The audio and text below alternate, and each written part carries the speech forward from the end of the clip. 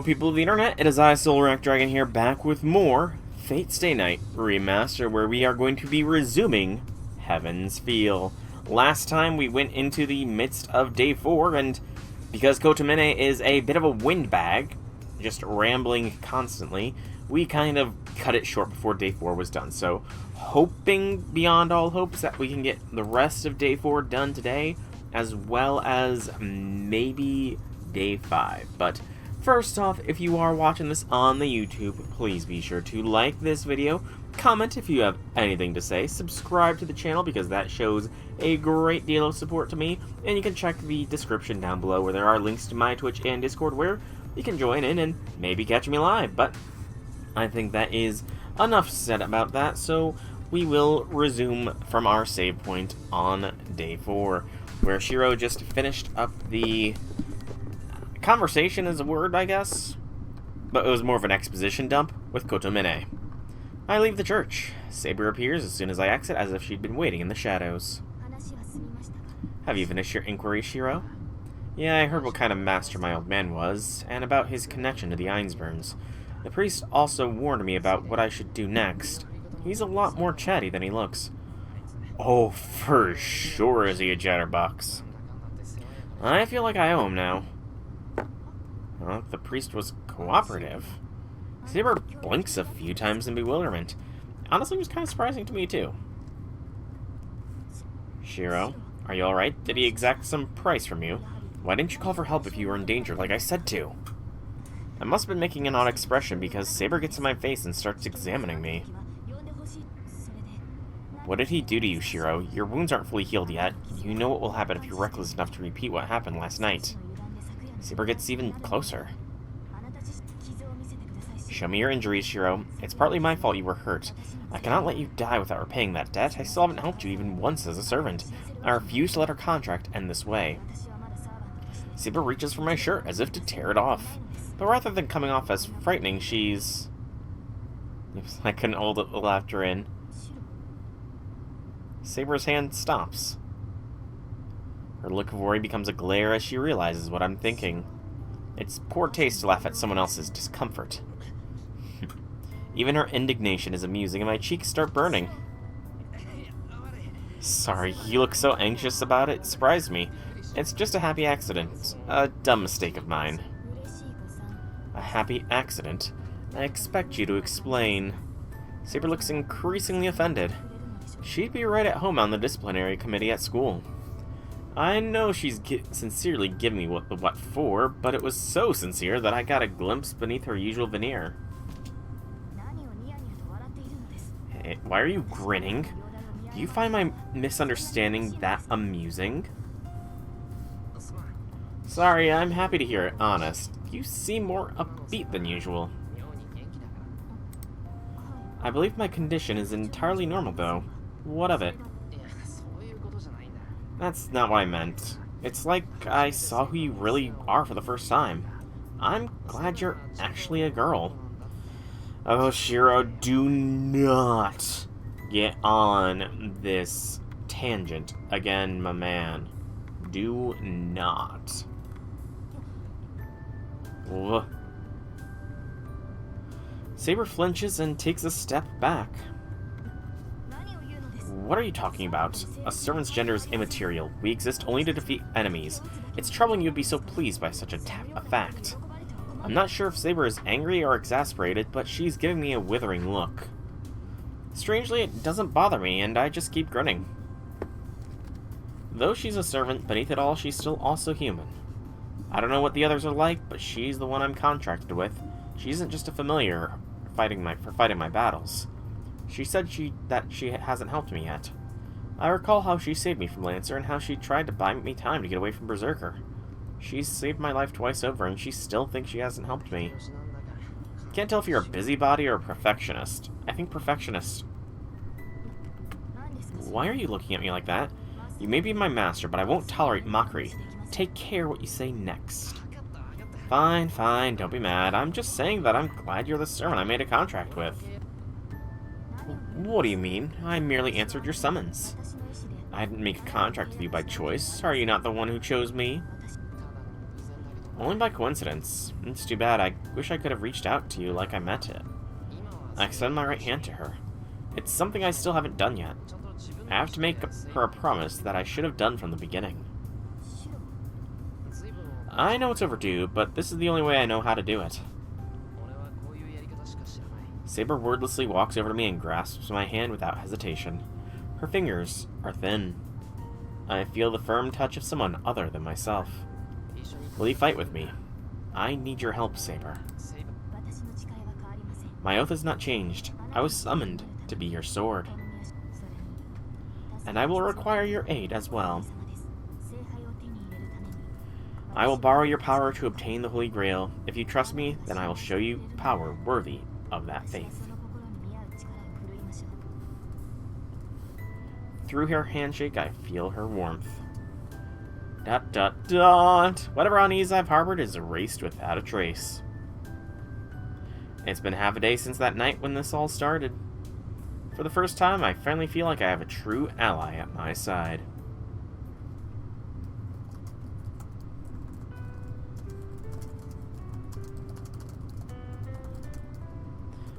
We wait for nightfall, then head out into town. That's what Saber and I decided after discussing it. Like Kotomene said... Excuse me. Like Kotomene said, I can't sense the other masters. Only Saber can detect our enemies, and only when she's physically near the other servants. So the obvious course of action is to patrol the city on foot. It just happened to seem like a good idea to me, but Saber said that it was a risky but certain choice. A master shouldn't stay holed up in his hideout. The Holy Grail War is a competition between masters, so they'll all do whatever they can to come in first place. To do that, servants search for opposing master hideouts, while masters set magical traps for each other. And everyone exposes themselves to a degree while doing that. Servant or master, they still need magical energy to operate. Even if I can't sense other mages, I can at least sniff out traces of their spent energy. If I canvass the city while looking for those traces, then I might find clues leading to the other masters. Of course, that requires me to offer myself up as bait. Like Father Kotomene said, it's the only thing I can do. We'll start our patrols tonight. Saber insisted I stay home while she patrols the town, but I countered that we were supposed to be fighting side by side.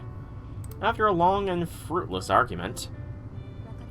Very well, but promise me that you'll act with me at all times. Will you swear not to venture outside alone at night? Finally, Saber gave in.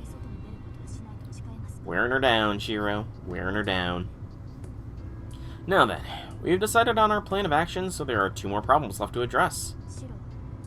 As I explained earlier, I cannot make use of surplus magical energy. That is doubly true if we decide to head out tonight. Now, you mentioned you'd be sleeping whenever you can to save power. You have to maintain your physical body on your own since you're not getting any energy from me. You recover 8 points of magical energy a day, and it takes about 6 to maintain your body. That leaves 2 in reserve. See, this is the first time we're hearing, like, any sort of mathematic explanation, and it honestly clears up a lot. So, yes, I honestly like that we're actually getting some sort of explanation with this. That is good. In a regular fight, you would spend 10 points at best. Only as long as I avoid being wounded and my armor stays intact, but that is very unlikely if I fight a heroic spirit of similar strength. To use your terms, I spent 50 points in my skirmish with Lancer and 200 fighting Berserker. Lancer stabbed her in the chest and Berserker tore her stomach open. Recovering from that much damage clearly took a lot of magical energy. Or so I thought, but it doesn't take much energy to heal my physical body. In fact, it costs more to restore my damaged armor. Most of my magical energy is dedicated to my defenses. Is how it is, apparently. So the armor's like a part of your body. It takes energy to maintain them both, then you take it off to conserve energy. Yes, but other servants have no such requirements. Unlike Lancer or Ardra, who can assume spirit form outside of combat to reduce the burden on their masters, I can only dispel my armor. I see, it makes sense. I think that's enough ingredients. I appreciate your cooking our meals, but shouldn't you be taking this more seriously? I am, though. Okay, not entirely, but I don't exactly feel like I'm in danger at this very moment. It was surprising to hear Saber's condition after we came home and had our strategy meeting. Without any extra magical energy from me, it takes all of Saber's power just to exist. That doesn't sound like she's in any shape to fight at all, but when I brought it up... Can I ask one more time how much magical energy you have right now? In your terms, about 1,000 points. Oh, that's good. So she really does not need Shiro. She could theoretically, without fighting, last as an independent servant for quite a while. That's just crazy. She still has that much in the tank even after spending 200 on Berserker. And that's Saber on a bad day. It terrifies me to imagine how much power she might have with a proper mage backing her up. Quite a lot. Clearly it would be a number beyond imagination. It'd be stupid to even ask how many multiples of me that would be. I think I'm finally starting to understand why Tosaka calls Saber the best servant. That makes me feel a little better. There's only 6 enemies to fight, so you seem to have plenty of fuel for now. And that is only if I limit myself to regular combat. As I said, my noble phantasm requires an enormous amount of magical energy. It would be quite difficult to use it in this state. That's why I should try to conserve energy whenever possible. Saber is upset. I'm not sure if it's because of her incompetent master is a burden to her, or if it's because I'm not letting her get a good night's rest. I know you need to save energy, but meals are important too. I still have some leftovers from lunch, so let me fix you dinner. You can go to bed after that. Very well. I don't intend to use my noble phantasm on a whim at any rate. We'll revisit the topic once you have a better understanding of what servants are. Looking a little displeased, Saber politely takes a seat at the dining table. Her posture, perfect. Good, good. I'm glad she's willing to hear me out. Anyway, that's enough about our magical energy problem for tonight. It isn't something we have a solution for, so the next step is to get a firm grasp on our situation. And... Shiro, you said there are 2 problems. What's the other one? Oh, it'll be here any second now. Make sure you use the cover story we talked about. I start chopping the daikon radishes and throw them in the wok. Saber tilts her head quizzically. And then... We're back, Shiro. Are you making dinner? Thanks for having me over, Senpai. Oh, Sakura. A pair of familiar voices ring out from the house entrance. Quick drink of water.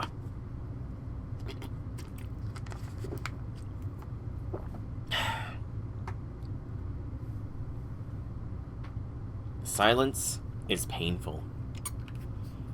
As I expected, Fujini and Sakura take one look at Saber, then fix me with a laser-hot glare.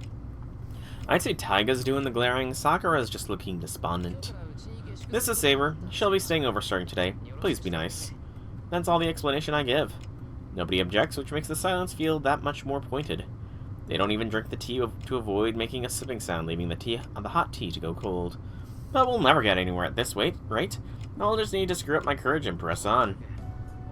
She came to see my old man. I can't just send her home. She's taking the little time for tourism and won't be staying that long, and we can have her stay in one of the open rooms.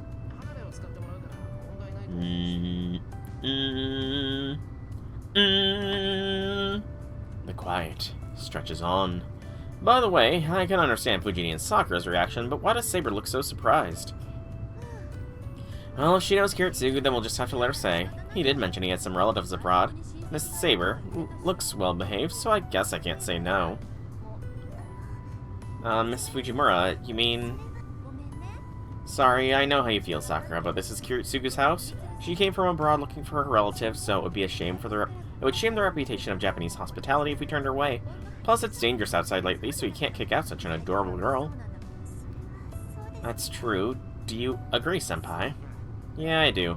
I'm gonna let Saber stay here for the time being. Do you have a problem with that, Sakura?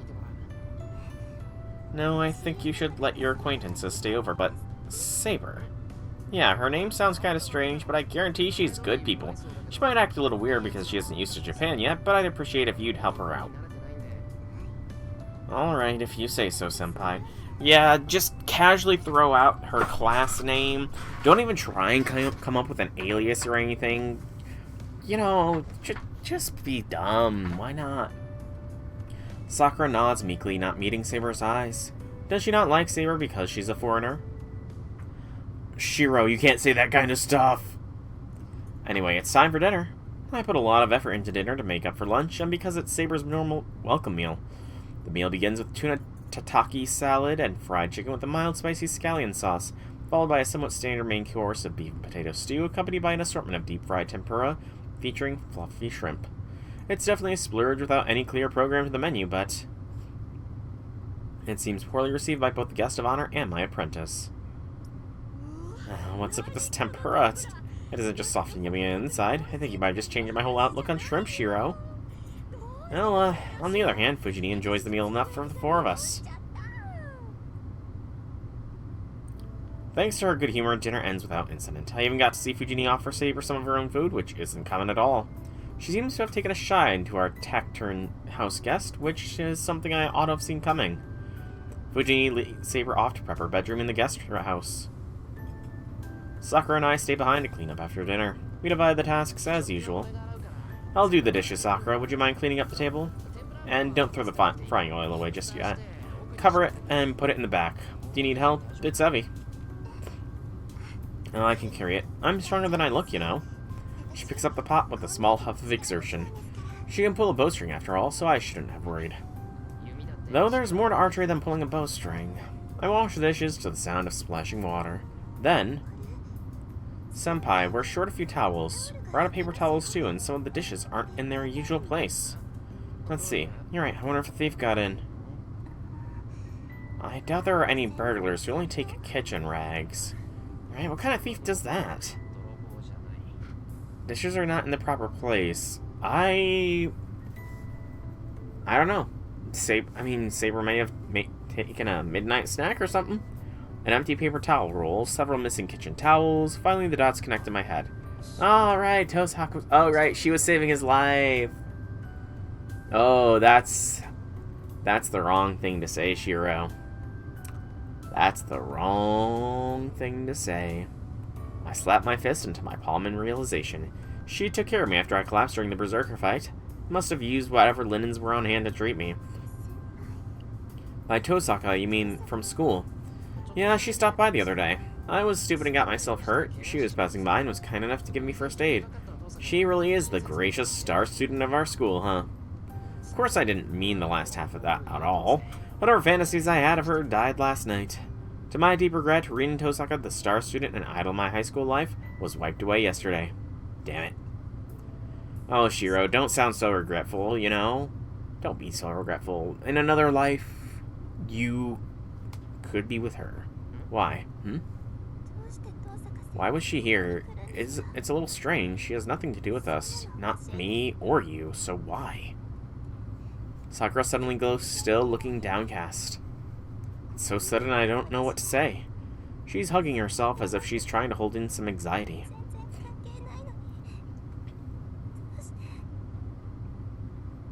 Uh-oh. Sakura's starting to lose it. The light dims once I'm outside. It's 11 p.m. and Saber and I just leave just as the city is starting to fall asleep. Misread that. Shiro, are we going to the center of town? Sakura's condition didn't improve after cleaning up after dinner. In fact, she looked worse. She didn't have much energy and was spacing out like she had a fever. Yeah, that's the yandere coming out, I feel. She didn't want me to walk her home and asked Fujini to take her back instead. Or should we try the other side of town? I think it's likely that the other masters are looking there. Come to think of it, Sakura's looked off the last 2 days. Looks like she isn't feeling well. Or maybe she's scared of something. Are you listening to me, Shiro? I'm asking what we'll be doing tonight. I look up in surprise. Saber's pouting in front of me. Sorry, I spaced out. You know what we'll do next? You want to know what we'll do next. Please don't make me repeat myself once more. Either side of the city, but there's still a slight disruption in the flow of ley lines.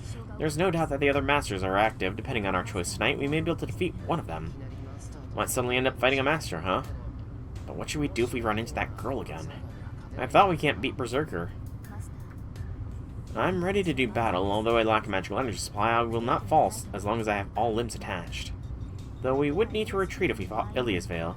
We cannot reveal our noble phantasm until we know what Berserker is. Saber's only cautious of Berserker. She doesn't mention any other possible encounters like Tosaka.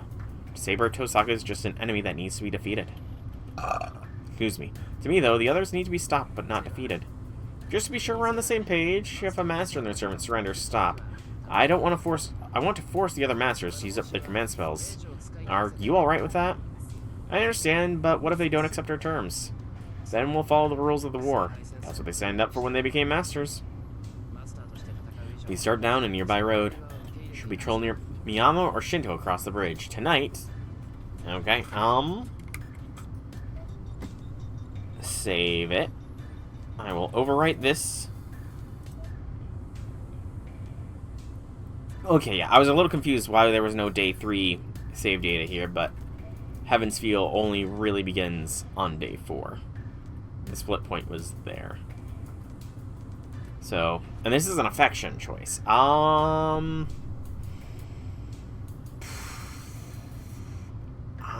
don't know. I think home turf, because that could lead to a meetup with Sakura. We'll patrol Miyama tonight. It's been weird around here lately, so we should make sure our home turf is secure. I agree. Although the naked eye cannot detect everything, we should glean valuable information if we are thorough in our search. Let's check out the nearby neighborhood first. We head into the intersection and patrol the European-style neighborhoods. If we don't find anything, then we can just move on to Shinto and look for clues there. After doing a circuit of the neighborhoods, we return to the intersection. There was nothing out of the ordinary in our area. All that's left is to search the hill on the European side, and we can go as far as Ryoto Temple if we want to expand our search area.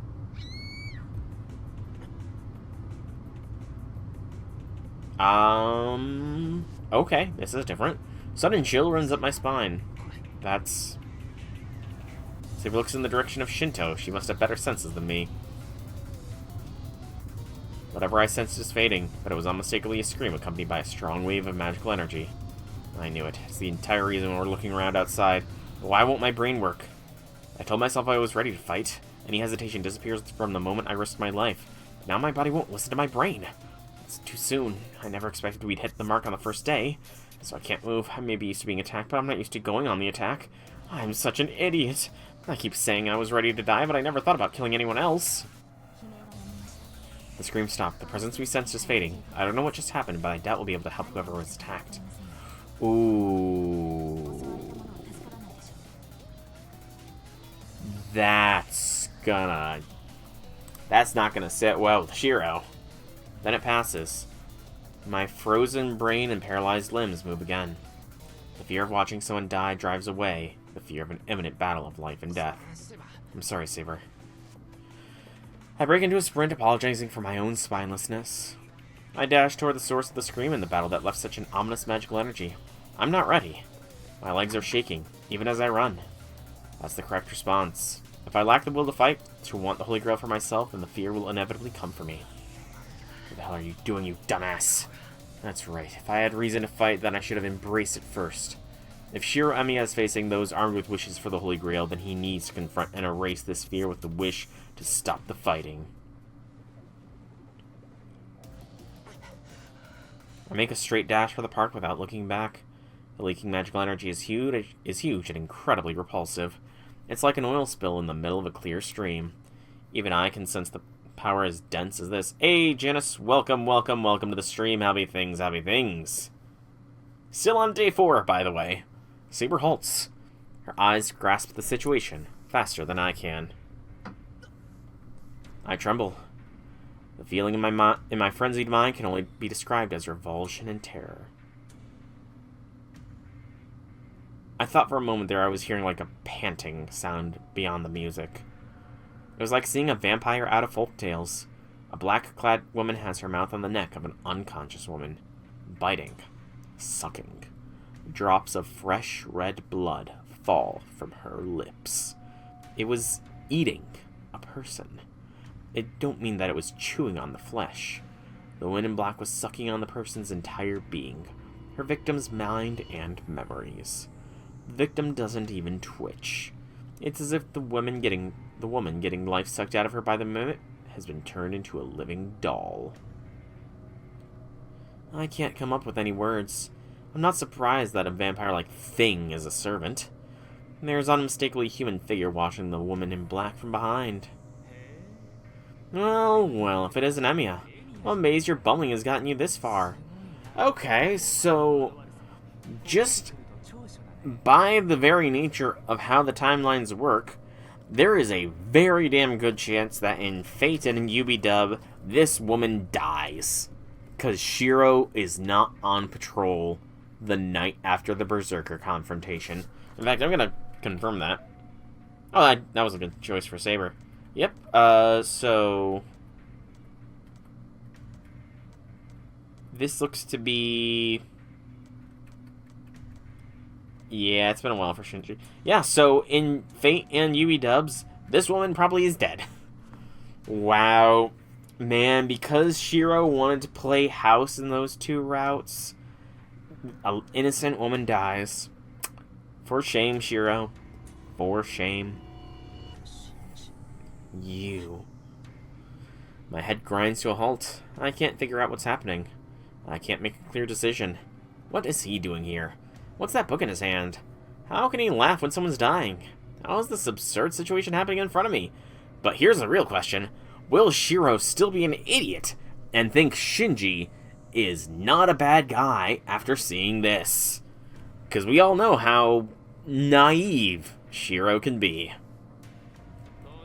What's wrong, Yamiya? You went all stiff? The servant drew you out here, didn't she? You gotta man up. We even put on a show so obvious even you can understand it. Shinji's familiar voice doesn't sound very familiar at all. It's strangely high-pitched. Oh. High-pitched? What's wrong, Yamiya? You went all stiff. The servant drew you out here, didn't she? You gotta man up. We even put on a show so obvious even you can understand it.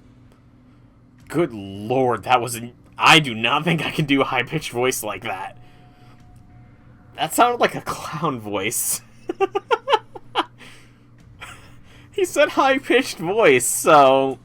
I figured I'd try again with the more Shinji-sounding voice, apparently. There's something utterly repugnant about it. Was my voice just utterly repugnant right then when I was going in high-pitched mode? Was it utterly repugnant? If not, then I gotta work on my utterly repugnant, high-pitched voice. Did you kill her? My hands ball into fists. I don't even look at the servant in front of Shinji. Okay, good, I nailed it then. My mind is frozen. Something far stronger than me, a servant I should do everything in my power to flee from, is right in front of me and it doesn't feel threatening at all. So the question now is, should I do that for Shinji's voice going forwards? My rational mind has gone out the window. Did I kill her? Servants feed on humans, you moron. What did you expect? No, I'm not gonna do that. No. That's too much even for me. I think it's just in bad taste, but what else can I do? They need to eat live ones. The only way to maintain a servant is to keep giving it magical energy. You're out here looking for prey too, aren't you? Right, it's your route, Ryder. You should probably not be so evil. The black-clad servant doesn't move. And honestly, they could have done better than black-clad servant. They could have gone the magenta-haired servant, the blindfolded servant, any number of other things they could have gone with, but the black-clad servant, like, looking at Ryder, purple is more of a color than black that I would associate with her. It's like a well-trained attack dog. One that won't act without orders. A doll that won't even move without orders from its master. But once that order comes down, it becomes a devil that will murder without hesitation. Back off. I stand in front of the attack dog and give my warning. Okay, damn. Shiro, wait. That's a woman, Shiro. What? Shiro, are you not going to treat Ryder like every other female that you've encountered so far? Actually, thinking of it, maybe... Okay, so Shiro, we do know, is a little bit of a misogynist or whatever, thinking women can't do anything bad or shouldn't be doing any fighting or anything, until he's proven otherwise by the woman doing something evil. Like Media threatening Taiga.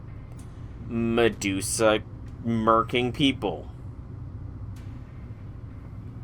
But I mean, then there's Ilya, and he kind of gives her a benefit of the doubt situation, so makes you wonder if Medea was genuine about, you know, not screwing Shiro over and wanting to ally up, would he have accepted her? There's no time. If I hurry, I might be able to save this woman. What'd you just say? Are you talking to me, Amiya? No thanks. You can invite me if you want the leftovers. That's your familiar, isn't it? Come on, show me what you got, Amiya. I went through all this trouble because I want to see servants fight. Aren't you a master? What are you shaking in your boots for? Makes you no different from that girl there. So you're not gonna back off. Damn, you're annoying. You'll just have to make me. Carnival clown. I was wondering if my voice is kind of in that pitch. But, you know, go ahead and keep shaking. You're gonna end up feeling the pain anyway. Shinji's eyes burn with animosity. As if taking that as a signal, the black-clad servant sinks to the ground, and here she comes. Get behind me, Shiro. Saber steps forth to meet the ghastly attacker. Oh, this fight... Okay, I now know this scene. I remember this fight from the movie. And, just given the fact that Medusa has not had time to activate her blood for it, says how this is going to go. The two shadows collide. In an instant, Saber is fully armed and intercepting the other servant with her invisible sword. Excuse me. Steel clashes against steel. Saber, with firmly planted stance, faces down the bounding, whirling servant. She can't keep up with her opponent's speed, so she plants her feet and solidifies her guard. The enemy's long hair whips through the air, hounding her cautious prey. She's just a scarecrow, a third-rate servant for a third-rate master. Like me, Shinji backs away from the fight, cackling all the while. I don't know why he became a master, but he doesn't seem to be a mage. Shinji isn't doing anything to support his servant, which means he might be someone who coincidentally became a master like me. After taking several dagger strikes, Saber's feet stop. Her face looks pained. It's tinged with something resembling irritation at the agile opponent harrying her. Good rider. Finish her. I don't mind. I followed Grandpa's orders. You're unstoppable enough to take out Emiya's servant. The Dark Shadow gets faster. Shinji, you're a blabbermouth. We now know Zalkin's in on this. And if Shiro has any degree of intelligence, he would tell Sakura that next time he sees her to, don't go home. But Shiro's not intelligent, so... Ryder obeys her master's command, accelerating and aiming to take Saber's head.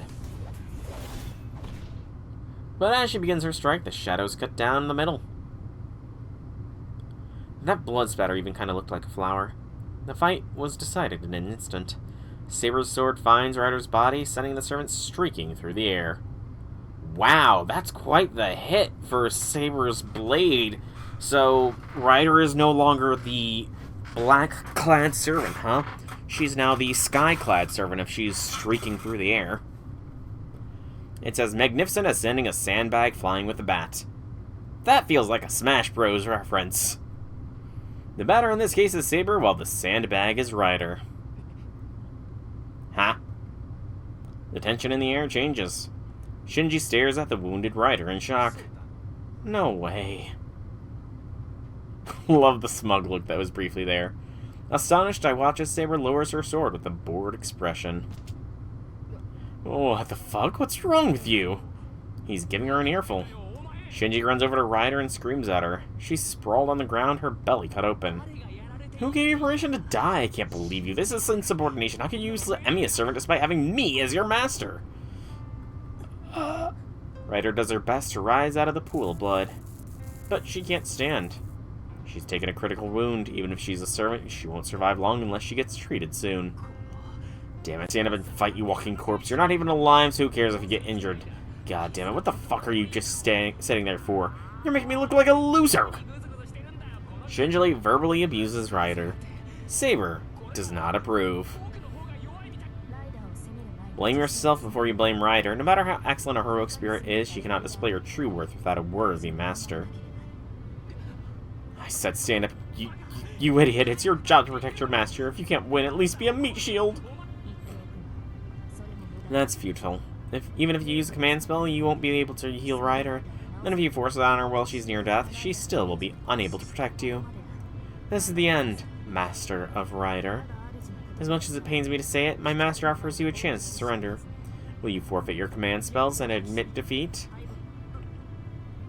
Shut up, don't tell me what to do, monster. Stand up, Ryder. I'm your master. How dare you disobey me when you're just a dog? Sparks dance. Ryder writhes with pain as blue-white lightning wrecks her body, punishing her for failing to comply with Shinji's command. What an awful cycle. Ryder is in no condition to fight anymore, but Shinji's command punishes her for being unable to stand. Her wounds deepen and Ryder draws closer to death. Saber reaches for Shinji. Stand up. Move, Ryder. If you're gonna die, at least take her with you. Ryder reacts to Shinji's orders. Her body begins to move, her death even more certain. Then, enough. It seems you weren't useful after all, Shinji. Yes, it was. A wizened voice interrupts the tension. Something roars into flame. The book is burning! The book Shinji was holding is on fire.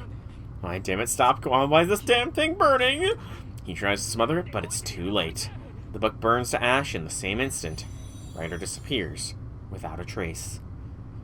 She glittered away, so she's not A-okay. Yare yare. Why? What is that line from? I know it's a fairly common saying, but why do I feel like yare yare is from some, like, it's associated with something? What anime or other piece of media is yare yare associated with? I cannot put my finger on it, but just hearing the line set something off. It, like, made something click. JoJo's, I haven't watched it yet, but it's on my watch list now. JoJo's is now officially on my watch list because I have finished Dandadan. All 2 seasons of it. So, JoJo's is now the next thing to watch while I wait until October for the next thing of One Piece to supposedly come to Netflix. Now, what did he say? It was definitely interesting. It's weird, but at the same time, there are good action scenes in it, and it has some good established lore. I do worry that they may be bloating the cast, though. Mind you, with Season 2, they did show a decent balance between, Ira and... I can't remember the second guy's name, honestly. They did show some decent balance by not, like, oversaturating, so I hope... Gigi, that's right. They showed some good balance by having the Gigi arc solely have Gigi, and then Ira only coming in towards the end. But I just worry with this... 2 new characters that were sort of introduced at the end of the season. I definitely feel like they might have some main character energy, or secondary character energy at least, and I'm worried of cast bloat. Yeah. I'm worried about some cast bloat going into Season 3, but I will defer and trust for the time being. Because thinking about it, Turbo Granny did have less of a role in Season 2 as well, so maybe they can balance it well enough. Anyways, Zoukin. Good grief, I never expected much from you, but this is indeed pathetic. I gave you a chance because you're my grandson, but I should have trusted my better judgment. Where was he lurking all this time? The old man, Zoukin, seems to have suddenly crept out of the darkness. Grandfather, was that? Who else would I be, you little fool? You nearly got your servant killed, and you still claim to be of my blood. Why did you interrupt me? All I needed to do was win. I'm the heir to the Mattel family, so I knew I could afford to lose the guys like him. Couldn't afford to lose. Shinji scrambles over to the old man as if clinging to his feet. Now that he's lost Rider and being cornered by us, he has no choice but to rely on the old man. Excuse me. And yet, you halfwit. I never once expected a failure like you to succeed. I simply wanted to see you rise to the challenge despite your weakness, as is our way. But look at you besmirching the Makiri name. You're as useless as your father. I don't know. I mean, Shinji's dad lasted for a good while. You know? Shinji's dad was close. In the end, but kind of got turned into Bug Chow in the way. Yeah, the romance aspect of Dandadan does feel very legit, I will say. It is doing it well. It's very clear that there might be some misunderstandings, but there will be no questionings of the feelings between Momo and Okurun. Well, I'm the same as my father. Even less than him, you cretin. Your incompetent father gave birth to a utterly hopeless, defective child. I tried to ignore the signs and have some hopes for you, but you're a complete disappointment. Your mind is as worthless as your blood. The Mato bloodline has ended with you. The old man ignores Shinji and walks forward. Saber shifts slightly backward as if repulsed by him. I see, it's a little wonder Rider lost. You're a heroic spirit of some renown. I seem to recall a servant as powerful as you in one of the past wars. Still, I can't simply let him die. He's my flesh and blood, and as sad as it is, I will risk myself to preserve his life, at least. Family love is truly a matter of life and death. Well, I mean, he kind of just disowned you, but that being said, Seba, unleash your noble phantasm right about now. Just wipe out these two insects, and we'll create a fourth route. Who knows what this fourth route will be, but we'll create it. I'm surprised. Apparently he's trying to give Shinji a chance to escape. Is that why Zouken is going to face Saber, protect the cowering Shinji? Hurry up and leave. You're no longer a master now that the Book of Contract is destroyed. If you survive, these two won't come after you. Go live out a pointless life just like your father. Shinji slinks away from Saber's gaze, all the while glaring at the old man. Saber doesn't give chase. She's probably decided, for my sake, that Shinji isn't worth pursuing now that he's no longer a master. He crawls away from the battleground. Once he reaches the park exit, he takes one last look back. And runs off in the night.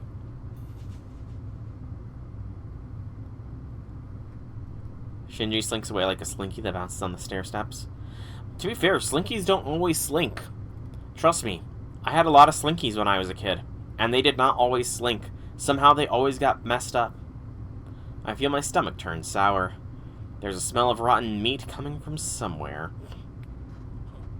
So you'll let him go? I see. You must not want to dirty your sword on such a lowly pest. Saber keeps still, squarely facing the old man. It feels like she's trying to block him from looking directly at me. Back off, I know this old man. I want to talk to him. Shiro, you are a terrible judge of character. I swear, Shiro has interacted with evil people more than good people in this route. I can't do that. This man is not human, there's nothing worth saying to him, and we should not listen to anything he says. I know, but I have questions I need to ask. Please, I'll be quick. I'll let you decide whether to fight him afterward. Saber backs up just slightly. She's given me a chance to speak to him, but she isn't going to let me pass. Thanks. How do you explain this? How very brazen of you to simply demand answers. I don't mind hearing your questions, but I don't know what you're asking me. Talking about Shinji, why did he become a master? Sounds like you're the one who put him up to it. Oh, that's what you want to know? I'm happy to tell you. As I said, I chose Shinji to be a master. I've long since retired from the field, as you can no doubt tell. Since I can't fight, I yielded the limelight to my grandson. You gave up your rights as master, so that means... he's just like you say, scion of the Emiya. When he learned of the Holy Grail, he, not I, made a contract with the servant. Like you, he is the last of a line walking the way of the wise. Surely you can understand entrusting one's unfulfilled dreams to one's descendants. Oh, he is just saying everything Shiro needs to hear.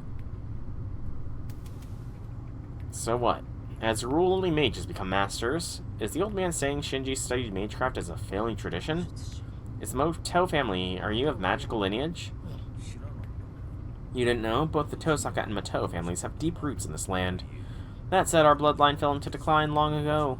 In practice, Tosaka rules over the land. We Motos just survive by virtue of our old privilege. Then Tosaka knows you, that the Moto are a family of mages. Of course she does. Our family are old friends. Though we've fallen out since the ritual turned into a bloody conflict, we were once comrades who sought the same grand dream. Our association has continued in ways beyond the Holy Grail War. Ah yes, they let us adopt one of their daughters. Once. Oh geez, you know, that's not ominous at all, Shiro. Yeah, that's totally not ominous. I wonder how much of a mage their apprentice has grown in these past 10 years. Okay, Shiro, you are not this dumb. Okay, you are this dumb, but they let us adopt one of their daughters. I wonder how much of a mage their apprentice has grown. Geez, it's almost sounding like they let you adopt a daughter recently. Is there any female Motos that might be within 10 years of age of another female, or another Tosaka? Yeah, Sakura kind of fits that bill. But no, Shiro's not going to connect 1 and 1 together, because he thinks 2 plus 2 equals sword. He lets out a hearty chuckle. Zoken laughs in amusement at whatever the Tosaka family must be feeling. You said you're old friends with Tosakas, then does that mean the Moto have been around since the First Holy Grail War? We used to be called Makiri. We adopted Moto to assimilate to this country, but that seems to have been a mistake. The land of this country does not suit us. Over the past 2 centuries, our blood has grown diluted, ending in the flawed air you saw before you. It was just a conversion of their old name, Makiri. Then if Shinji belongs to a mage family, Sakura. And it's simply a play on words. We chose the name to conceal our identities, but names carry great importance. It may be a fake name, but it needs to have connection to our true one. I don't care about that. There's only one thing I need to know. Sakura, is Sakura a master like Shinji? What an odd question, Sakura master. That's inconceivable.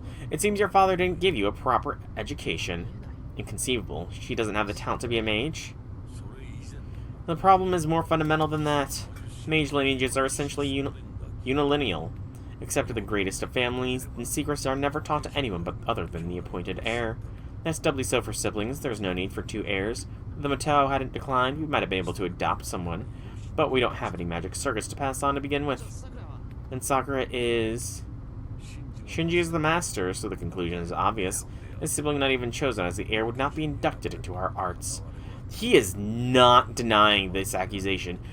He is just speaking circles around Shiro. Hey, Infinity Lord, welcome to the stream. Happy things, happy things. I did consider the sister of the brother turned out to be of no use, but our role in this contest has already been concluded. There's little point in sending out an ignorant grandchild to fight in the Holy Grail War. I feel a sense of relief in my chest, because he is playing you like a fiddle, Shiro. Thank God. I was surprised to hear the Moto were a family of mages, but the problem is Shinji being a master.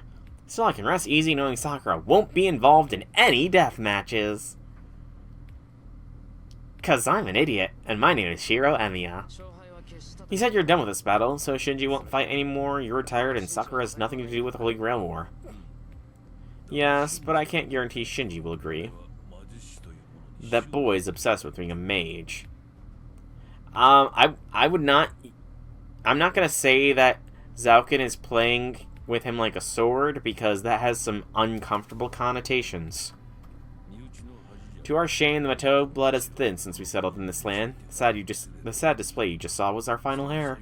The Moto children no longer have any magic circuits to speak of. By Jove, where did he even learn of such secrets? His head is filled with the conceits of being the chosen one, even as he grapples with the inferiority complex of being taught how flawed he was from birth. Perhaps it was a mistake to let him run free, but there's little to be done about it now. If he refuses to give it up, even when you've handed him such an obvious loss, then there's not much I can do. The old man's body shrinks. Now it just seems that way because he backed up without making a sound. In any case, Shinji's lost. We intend to withdraw early from this war this time, but we would still cut this old man down, Seba. I'd rather avoid needless fighting if your words can be trusted, but there will be no next time if they are false. That goes for your progeny as well. If he fails to learn his lesson and comes for my master again, I will slay him without mercy. And Saber, a king, has fallen for Zaukin's words. Oh, does Zaukin have like a variant of the charisma skill, like deceitful charisma or something? Congrats on beating the Dung Defender. Indeed. The old man disappears. I wonder what kind of trick he used to do that. Zaukin Mato melts into the darkness, unlike the way he first appeared before us. All he leaves behind is the smell of rotting flesh.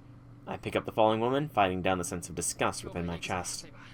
Let's go to the church, Saber. We can still make it. He'll know what to do. Understood. I can carry the woman. Right. Thanks, Saber. Dung Defender was easy because it was the first victory. You didn't take too much damage. Saber takes the woman and starts running. The situation calls for haste. Saber can take care of this. She's stronger than me. Even if she's smaller, I shouldn't let my pride get in the way. I mean, maybe you're just getting really good at the game, Infinity Lord. That's another possibility. Excuse me. Maybe you just got good. I'll lead the way. Follow me and stay close. Saber races through the night.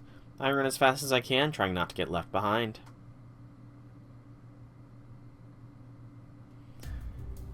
It's the middle of the night, but the church is still brightly lit. Saber hands the unconscious victim over to me in front of the church, and I take her inside. I call loudly for Kotomene, who takes one look at the victim and carries her into a back room. Apparently the only room that's usable as a treatment room is his own chambers. I sit on one of the pews. For now, I've done everything I can. It's up to Kotomene whether she'll pull through. I just have to trust him and wait for the outcome. Time passes. I know Saber's waiting for me outside, but I can't just leave yet. Besides, I want some time to think alone. The Mattel family turned out to be a bloodline of mages. Shinji became a master with a servant under his command. Zaukin and Mattel let the family heir fight in the Holy Grail War even though they've lost their power. The Ainsburns aren't the only faction with a fixation on the Holy Grail. Makiri and Tosaka. In fact, people close to the Grail itself are bound to become masters. Even Saber is no exception. The Ainsburns sought the Grail for 1,000 years. I can't even begin to imagine that level of obsession. You'll get there, Shiro.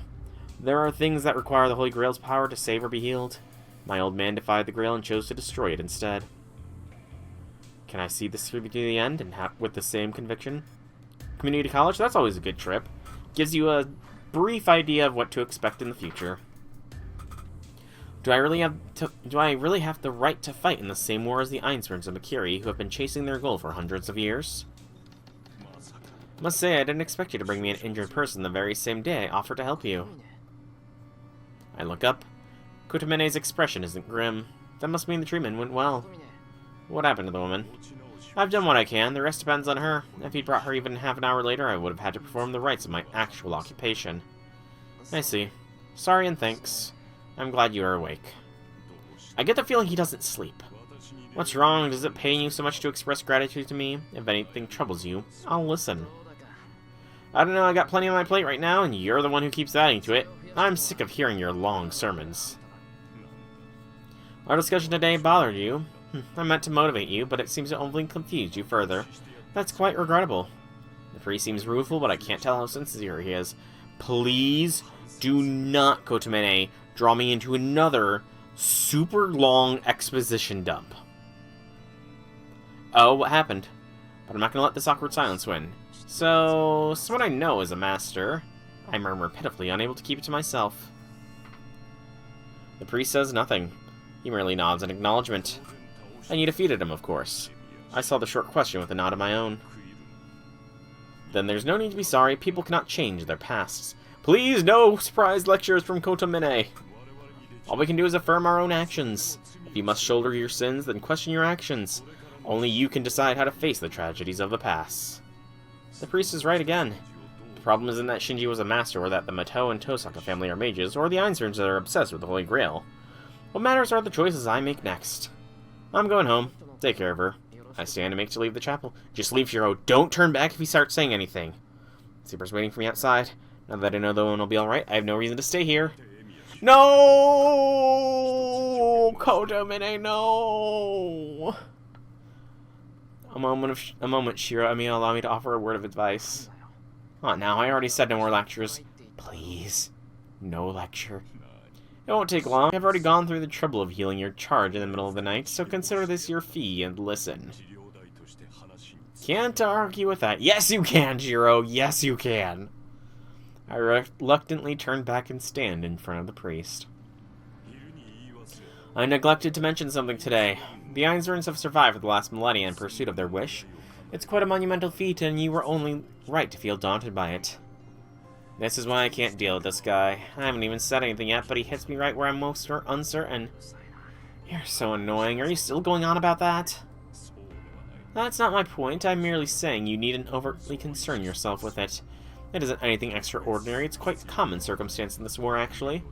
The Holy Grail War is a crystallization of man's feats and blessings. One need not feel guilty joining in a war nor killing over it. All humans have their respective wishes and compete to fulfill them. That is what life is all about. Whether great or small, we all share this underlying principle. I doubt you'll ever find exception to this rule. Shiro, is the exception, let's be honest. Of course, success and failure are a different matter. While we all live in pursuit of our objectives, we all meet our ends without ever reaching our goals. Very morbid, Kotomine. All things have an order to them. A wish can only be fulfilled through sufficient effort and resources. We call that accumulated vain effort life. The Holy Grail simply abridges that necessary effort. And the Holy Grail War is a moral battle to simplify the human way of life. In other words, it is nothing special. The 7 Masters are simply attempting to take the shortest path to achieve something that otherwise would have taken their entire lives to do. But there's nothing else particularly extraordinary about it. It's utterly human for people to crush others' wishes to make their own come true. The Holy Grail War is no different from life itself. You should simply do as you desire and win without troubling yourself over it. Good lord, that was a mini lecture. That is not a word of advice, Kotomine. The priest's tone is pleasant. To him, there's no difference between noble and mundane wishes. Pretty good. He doesn't judge the quality of anyone's desire. He's saying I should follow my heart and trample on everyone else's wishes. You know, you say that. I really wonder how Kotomine would react if somebody came to him and said that they are participating in the Holy Grail War and gave a really stupid wish. Like, I'm talking peak idiocy levels of wish, like using the Holy Grail's magnificent power to wish for a grilled cheese sandwich. Would Kotomine say the same thing then? Would he still think that there is no difference in people's wishes? Yes, a garbage can. Would he still be of the same opinion that there is no dumb wishes? We need these questions answered. Somebody needs to take this to Nasu himself and find out if Kotomine would answer or if he would just gut the person right then and there.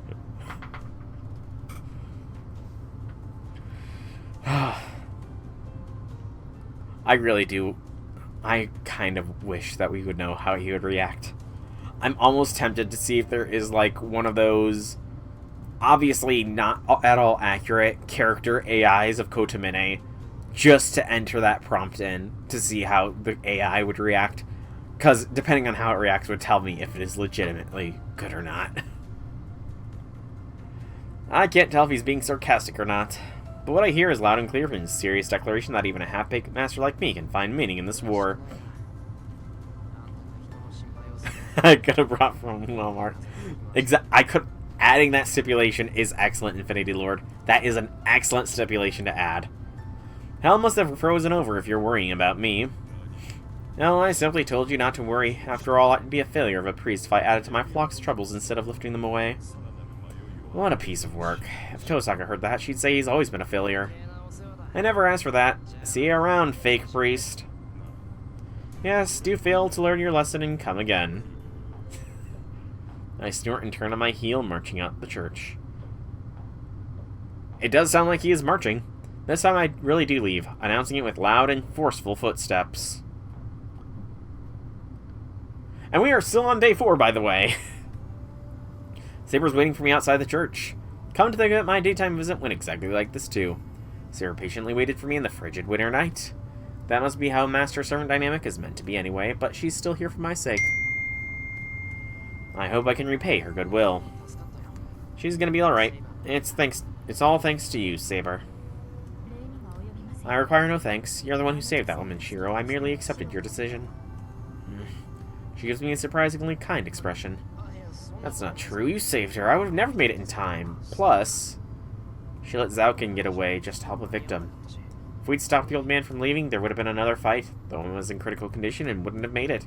You know, you didn't need to stop Zhaokin. You could have just had to say but Excaliblast him, and then there would be no Zhaokin. Saber must have had that in mind when she let Zhaokin go. What is it, Shiro? You're smiling for no reason. Oh, there's a good reason. I'm glad you lived up to the first impressions. Thank you, Saber. I'm happy you went along with my own stupid orders. Speak nothing of it. I would never defy you or... Not really now. I seem to recall you calling me naive and soft, saying I don't know what war is like. Your face said you do your best to cooperate, but would change the plan if situation called for it. No, I wasn't. I simply said I would prioritize my own decisions if you were in danger. Don't give me that tone, Shiro. Exactly. Shiro doesn't have brain power. Saber grunts and indignates. You know, it's usually indignation you see, not indignance. You don't see that word as often as indignation. Her pouty face looks so similar yet different from the way she's been acting that I just can't help but smile. You know, that would be a good wish. I wish that I could always be smiling. No, that could definitely be twisted wrong. I'm just trying to think of more stupid wishes for Kotomene. Which new one got top place? Sure thing, Infinity Lord, sure thing. It appears that you need a lesson in manners. Then you'd better teach me once you get the chance, but more importantly, we should end this war. Shiro, unlike you, I don't need the Holy Grail. I was thinking that we'd end the war and give the Grail to you if we survive. I wasn't confident that my own half-hearted conviction would make me good enough to be your partner, Saber. I see. And now, you engage in a battle of your own accord. Have you had a change of heart? Not at all. I still don't accept this Holy Grail war, but I'll fight until the end. I don't have a wish for the Holy Grail unlike the others, but my objective has always been to protect other people, to do what's right. That doesn't mean I think any less of the others. They all have their own reasons for fighting. Some have even been after the Holy Grail for 500 years, or even 1,000. That's a good one. You know what? Go further. A Klondike bar. I haven't seen any commercials for Klondike bars in a while, but there's always the, what would you do for a Klondike bar? I'd win a Holy Grail war. Clearly. I see. Yes, that does make sense. And allow me to swear an oath to you. As long as you are worthy of my service, I swear to be your sword. Remain true to yourself, Shiro, and I will never betray you. Yeah, I'll do my best, Saber. No, here's a good one. I wish for a left-handed pencil. Her honest smile makes me feel a little awkward, so I look up at the sky. The starry winter sky reminds me of a frozen lake. It's so beautiful. I will never betray you. Jeez, that...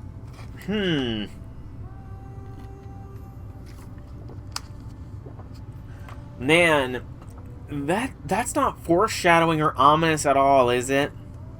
This line being right here is not foreshadowing or ominous in the slightest.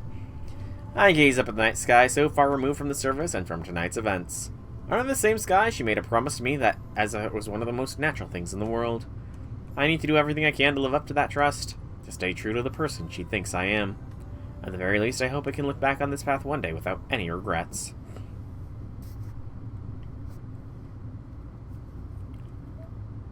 I didn't mean to save. Finally, we're done with day 4! It just took an extra hour. We would have made the last stream like a 4-hour stream if I insisted on pushing through to the end of day 4. Please, day 5, do not take 4 hours to do. Light pours in. Through my closed eyes, it announces the coming of morning. I roll over in bed, turning away from the light. I'm still sleepy. Judging by how cold it feels outside, it must be around 5:30 a.m. That's ungodly early! I went to bed late last night. By the time Saber and I returned from the church and I sent her off to sleep in the guest bedroom, it was already after 3 a.m. Good lord, I would be a zombie. I don't think 2 hours of sleep is enough. Not to mention I ran myself ragged yesterday. If I can at least get another 30 minutes of sleep then... Oh, hello. In my sleepy haze, I think I just saw something. It's right next to my futon. Next to me, in other words, is someone's kneeling there, incredibly out of place. Somehow it reminds me of a person. It's stirring so intensely it makes me nervous, which means it's... True. True, you cannot say anything about 5 a.m., 5:30 being early. I wish for an exact copy of the shirt that I'm wearing right now. It's just a plain white t-shirt, but I wish for an exact copy of it.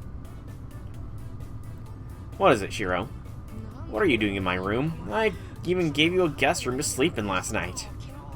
I jolt up and start to get out of the futon, but I stop before lowering myself beneath the covers. Guys have to deal with stuff in the morning.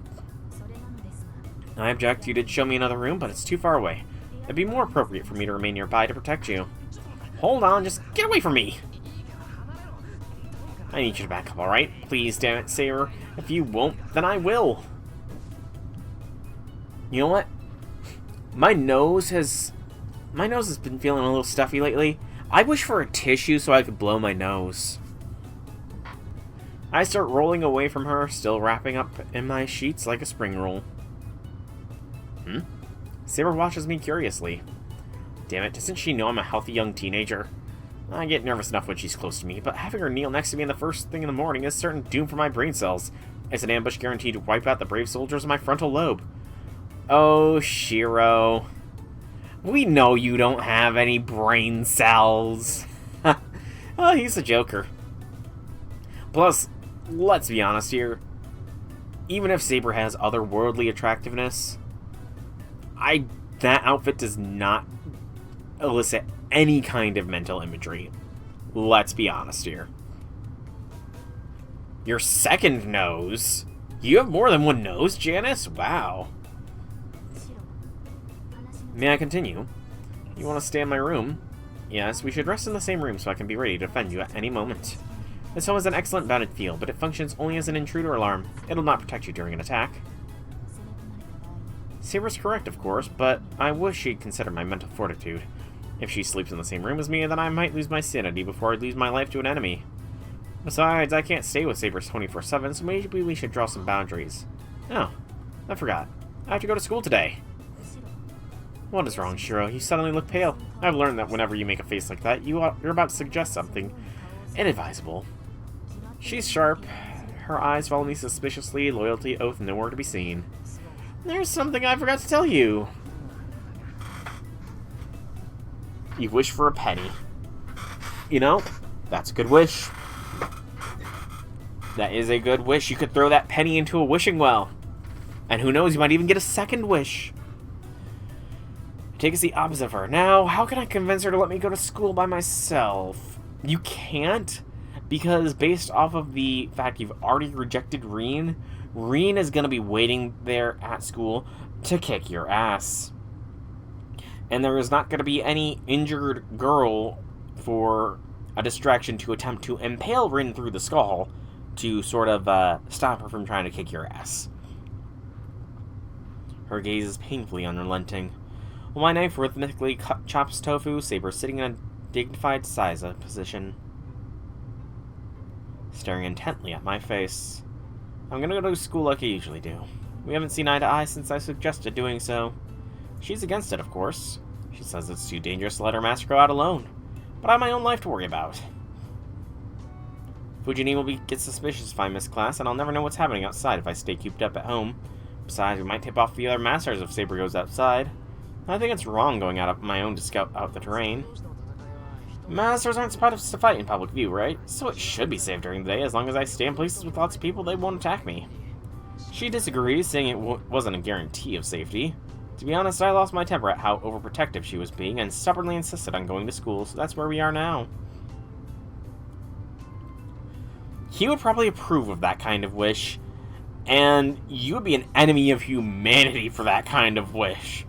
There are so many people terrified of spiders. So giving them all wings, they might very well become the apex predator. Though, honestly speaking, I do wonder, like, how such a thing would change spiders hunting. Because spiders often dangle their thread. While spiders do lay traps in their webs, they also get around a lot by using their threads to move. So I kind of wonder, how would they react to being able to suddenly fly? Saber's gaze is painful because she's angry at me. Lesson of the day. She knows how to hold a grudge, and she's pretty emotional about it too, so she can be a handful. I better be careful to not get involved in any shouting matches with her in the future. So hard-headed. What did you just say, Shiro? I was just talking to myself. I said this tofu is really hard. Oh, she knows what you said. And her hearing's too damn sharp. Definitely not the sort of person you want to have a Cold War with. Now it's that time already. The doorbell rings and I hear the front door open. Sakura announces herself a second later. I lost 38 minutes arguing with Saber. So I mostly finished making breakfast. I thought about making sandwiches to make Saber happy, but she didn't look like she was in the mood, so I won't. Japanese people eat rice. I resist the violence of her gaze by making her follow the old adage, when in Rome. Good morning, senpai. Are you already finished making breakfast? Yeah, I just finished cleaning up. Morning, Sakura. Fujini should be here soon, so help me set the table. Okay, I'll help. Excuse me. Sakura sets her bag down in the living room and greets Saber. Good morning, Saber. Did you sleep well last night? Yes, the room is quite new to me, but I've gotten accustomed to the house. They're talking. They didn't yesterday, but Sakura seems to have accepted her. I wonder what has Sakura in a better mood. Thank you for waiting, senpai. How do you want me to set the table? 1 big plate and 4 small plates for the 4 of us. Salad's ready, so go ahead and dress it however you want. Alright, wow, are we having German potato salad today? You're really going all out with the Western breakfast. As she expresses her surprise, Sakura scoops the large serving of potato salad into the big plate and garnishes it. Kirei would definitely approve of that sort of thing. Kirei would definitely approve of that sort of wish, though would that suddenly give people that don't have legs their legs back so that they could have toes to stub? That's the question. I'd like to object that the only Western thing about the meal is the salad, though. I'd like to further point out that it isn't a concession to Saber. I just felt like making potato salad. It's a concession. Saber ate potatoes in life. Well, that smells nice. May I have a taste? Sure, but it's hot, and maybe a little sweet. Sakura uses a pair of long frying chopsticks to sample the potatoes I'm cooking. Not really sweet. That doesn't come from the onions, does it? She licks her lips as she considers the recipe. Watching her, I'm surprised. I've seen her test food a couple times, but from this close, was she always so charming? Yeah, it's good, senpai. I like how you seasoned it. So, I kind of wonder, without the Holy Grail War, would Sakura have naturally just gotten Shiro in the end? If there was never a Holy Grail War? That's truly evil, Infinity Lord. Because some people already have that. She must be fond of it because she enthusiastically scoops potatoes into the big plate. That's the usual, Sakura. I'm relieved to feel my surprise draining away. Yes, what is it? She's the same old Sakura. She's no different than yesterday. I stopped just short of asking her what happened after he went home last night. If he has a grudge against me for yesterday, then I doubt he would have let Sakura come over. He may be a master belonging to a family of mages, but it has nothing to do with Sakura. She won't be pulled into this war. Still, I worry for her. If something happens that causes Shinji to dump on Sakura all the Mato family affairs, the Holy Grail War, the fight between masters, then she'll definitely be involved. I have to prevent that no matter what. Never mind. Okay. By the way, please don't talk to my brother today. He's acting off last night. I think he's in a bad mood, so he might say something weird to you. Hey, Jixter, welcome to the stream. Hobby things. Another +3 to Raiko. Will do. I need to make sure Sakura doesn't know what happened. I know why Shinji's acting that way, of course. He went off the rails last night. He lost his status as a master, and his grandfather berated him. Considering Shinji's personality, he must be seriously pissed at me. Sakura doesn't know anything. Wow, Shiro, insulting her intelligence? For shame, man, for shame. She's ignorant of her brother's situation and her family's secrets. Wrong and wrong, on both accounts. Then, is it safe for her to keep living with Shinji? He hasn't given up. I can't rule out the chance he might do something awful to his sister. Well, I hope you enjoy ragging on Shiro and all that kind of stuff, because that's mainly what happens in these streams. I go off on Shiro's intelligence, or lack thereof. But, I mean, we got something on Kotomine as well. He sort of said that there is no dumb wishes possible, so we've been making up a bunch of dumb wishes. Yeah, Shiro is very dumb. Shiro is very dumb. I rag on him a lot in these streams, Jakester. I'm sorry for causing you trouble so early in the morning. Silly, don't say that. You aren't in any trouble. I'm the one causing trouble for you. I should have foreseen the situation after fighting Shinji. I need to think. Come up with a way Sakura can keep living her life. Okay, Shiro, you know, again, we all know you can't think. So, don't even try, man. Don't even try thinking. You don't want Saber to lose the Holy Grail War just because your head exploded from trying to think for the first time ever.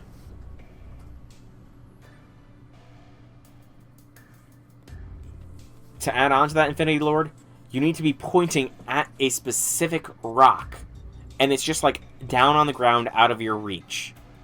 So it's a rock that you could literally pick up and make into your pet. But you're using the omnipotent wish granter to ask it to lift up a rock and say it is your pet. So Shiro wants to keep Sakura smiling. Breakfast ends in a gloomy mood. I don't know why, but Fuji never showed up and Sakura ate in silence the whole time. Saber's always been stoic and I'm not exactly talkative either. You're just very introspective. We quickly clean up after breakfast and Sakura leaves 40 minutes early for morning practice. I'll be going now, senpai. Sakura forces a smile and puts on her shoes. Don't be too hard on yourself at club. I know you've been pushing yourself because you haven't been feeling well. Just go through the motions and have tea in the back. If Mitsuzuri has a problem with it, just tell her it's a favor to me. Okay, the captain will be happy to hear that. The front door slides open with a clatter. She bows and turns to leave, and runs smack into the door. Did she not open the door? Did she not open the door? How did... She holds her nose, moaning. Are you okay? Is your nose bleeding? Oh... Wow, okay, so... So... Sakura doesn't like Shiro? Wow. Man, and see... All this time, I thought Sakura had a thing for Shiro, but... Based on this line right here,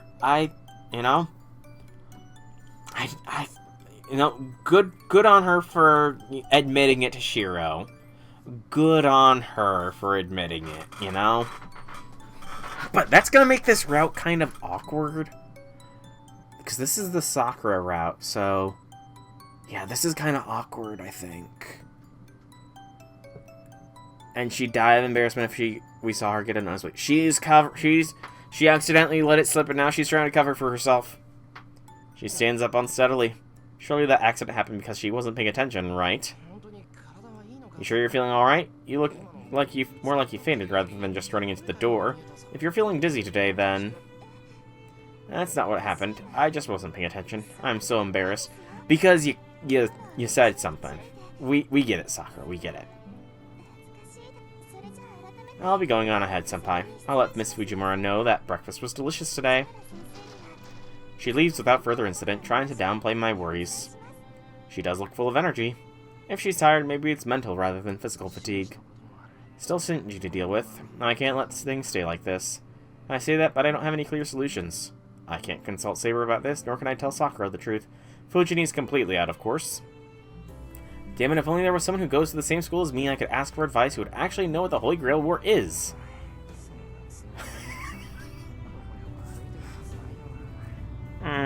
Shiro! Shiro! This is how you die, Shiro.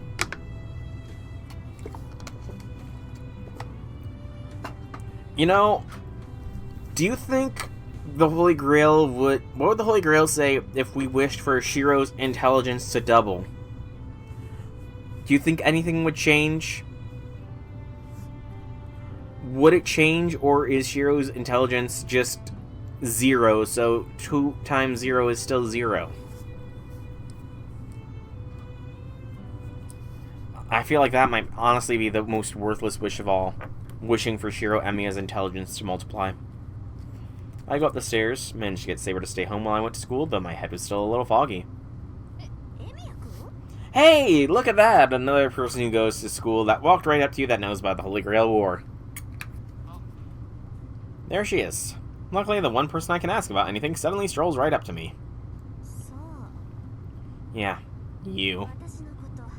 Do you take me for a pushover? Tosaka calls out to me, maybe she has business with me too. But good luck. Oh!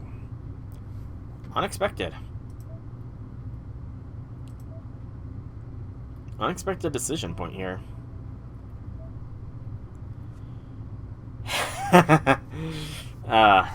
Next stupid idea. I wish for a bucket, not even metal, but a plastic bucket with a hole in the middle, making it unusable that I could literally grab because it's right in front of me. I mean, I feel like we're kind of getting to the same bit of redundancy. Asking for simple stuff like that feels a little redundant. We need to be a little bit more conceptual about it. Like adding +1 to Shiro's IQ. Or just straight up doubling his intelligence. But, okay. What would we do? The I smell danger feels like the joke choice. So I'm not going to take the joke choice on the main playthrough. So it is between talking about Sakura or Shinji. And given we were talking about Shinji, like discussing what to do, I think consulting her about Shinji is the proper path. She's the only person I can ask about Shinji. No, the bigger problem is how Sakura was hurt this morning, but that makes it about Shinji too. You know, I don't think that's a bigger problem here, Shiro. You're thinking too small picture. Small brain thinking small picture. Fine, if you want to settle things now, then let's go. I can't believe you came to school without your servant. Hey, J6, welcome to the stream. Happy things. So I'm begging you, Tosaka, please, give me your advice. Excuse me. I close in to Tosaka until I've got her backed against a wall. Oh! Now Shiro's pulling that move off. Huh. Ooh, I think Kirei would see that as a trial, Infinity Lord. It's a Kabidan, is it not? Is that not what Shiro is doing? I feel like that's the name for it. I'm gonna look it up real quick, just to see if I can get it before somebody can say it. Yes, it is Kabidan! He's doing the Kabidan move. Shiro, this is Sakura's route. Don't let Sakura see this. Given the subject matter, I can't let the students around us hear, so you're just gonna make a big scene. Hold on, what are you thinking? I was just putting you on, but there's a lot of people still around. Please, you're the only one I can count on. I don't know how to stop her from getting sucked into the Holy Grail War. You know a lot of stuff. Can you think of a way to protect her? Okay, so we're not talking much. I thought we were talking about Shinji, not Sakura. She stares at me for a moment, flabbergasted. Sorry, you had such perfect timing. I lost my cool. Alright, so Sakura's this first year I know, and she's going to get mixed up in the Holy Grail War. I want to do something about that, but I don't have any good ideas, and... Again, you're not really talking about Shinji here. I chose this dialogue specifically to talk about Shinji's situation, and he's babbling on about Sakura. Jeez, do the choices not even matter in this game? Homeroom's about to start. My bad, didn't realize.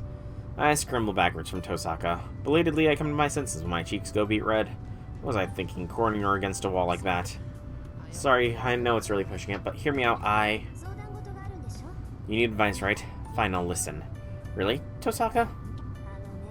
Did you really expect me to say no when you're making a face like you die if I turn you down? The roof? Lunchtime? We'll talk then. She turns on her heel and goes up the stairs. I stare after her in shock for a moment when... Stupid, you'll be late if you don't get going. She leaves me with those words in a vaguely pouting tone. You know, I should probably take a picture of one of the pizzas I bake one of these days. I am using store-bought ingredients still, but I do want to see about making my own pizza sauce. Has anybody made their own pizza sauce before? Because I might give it a try.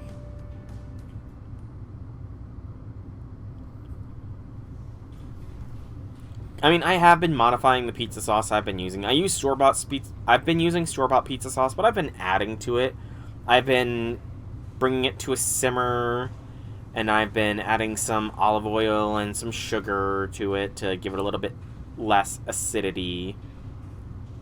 You made your own pizza dough and cheese, too. One step at a time, I think, for me. I hurried to the classroom. It's still 3 minutes before homeroom starts, and Fujini isn't here yet. Shinji's desk is empty. It's gonna be tough to face him after yesterday, but I was hoping to talk to him. It was your first time making pizza. Oof. That could be... Did it turn out good or badly, out of curiosity? If he's absent, though, there's nothing I can do about it. Going to the Mateo house would just provoke him, so I need to think of another way that won't involve Sakura. Huh? You overcooked it. I've done that before.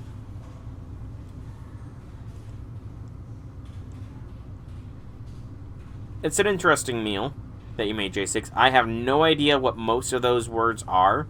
Like, I don't know what osobuco is, or... I mean, I know what turmeric-infused rice is, but I don't know what the main part of the dish is. There's another empty seat. Issei's. Never thought I'd see that guy miss class. Put my bag down at my desk and get ready for the homeroom. Just waiting. How do you like my new record? Fujini arrives before the bell, which is unusual for her. Thought maybe she overslept since she didn't come over for breakfast, but she's as chipper as ever. I know what turmeric is. I know. The bell announces the start of lunch break. I make a mad dash out of the classroom, buy a sweet green paste bun. What is a sweet green paste bun? And tea from the cafeteria on the ground floor, then take the nearest flight of stairs to the roof.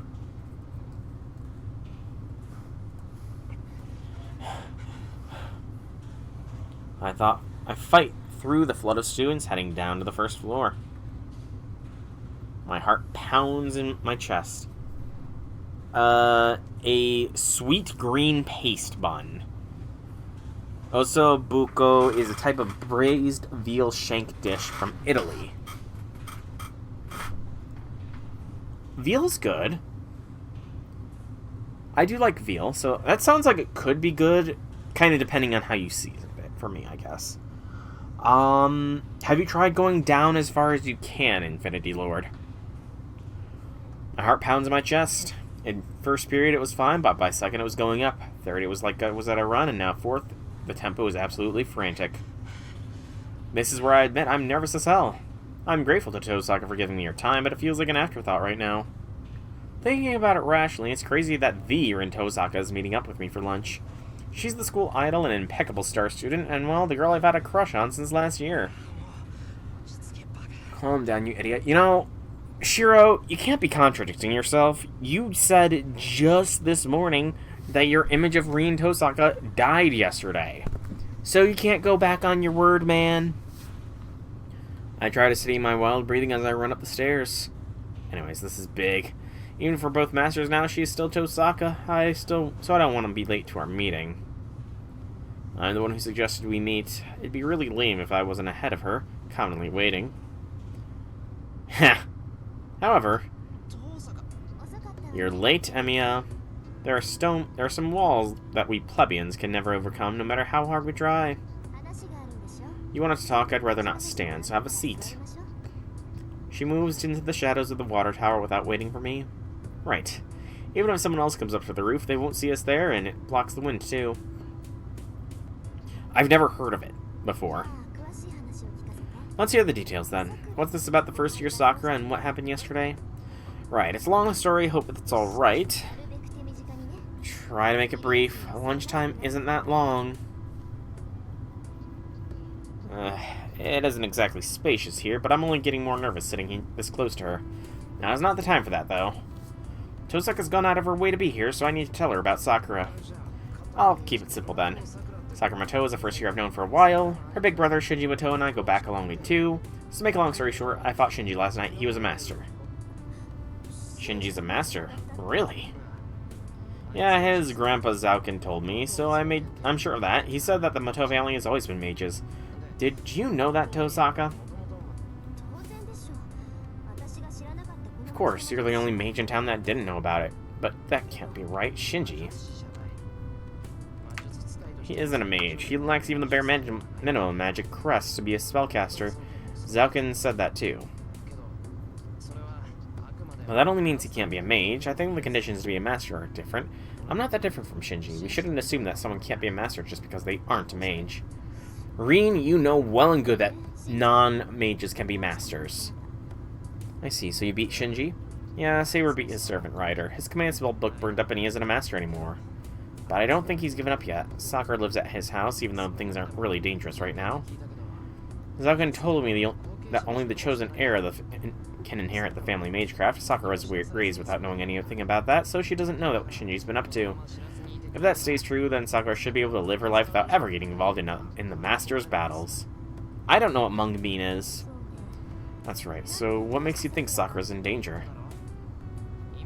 I told you, Shinji's unstable. Sakura lives with him, so there's no guarantee she won't get mixed up in this. That's why, you want to settle this before she does. You're right to think that, but it's impossible for you. There's the matter of Ryoto Temple, and I have a bad feeling about the other masters. This war is going to drag on longer than I thought. Yeah, Shinji forfeiting as a master and exiting the war would be the best outcome, but it isn't realistic to hope for that. The next best option would be to separate Sakura from Shinji, but... So there's only one thing left to do. If you don't want the Sakura girl to get involved, then you can just take her under your protection. Thought about that, but I'm a master too. She's in danger at my house, and Shinji won't like it. Sakura is sure to be upset at me if I tell her to move in too. Oh, Shiro, you idiot. Shiro, Emiya, you idiot.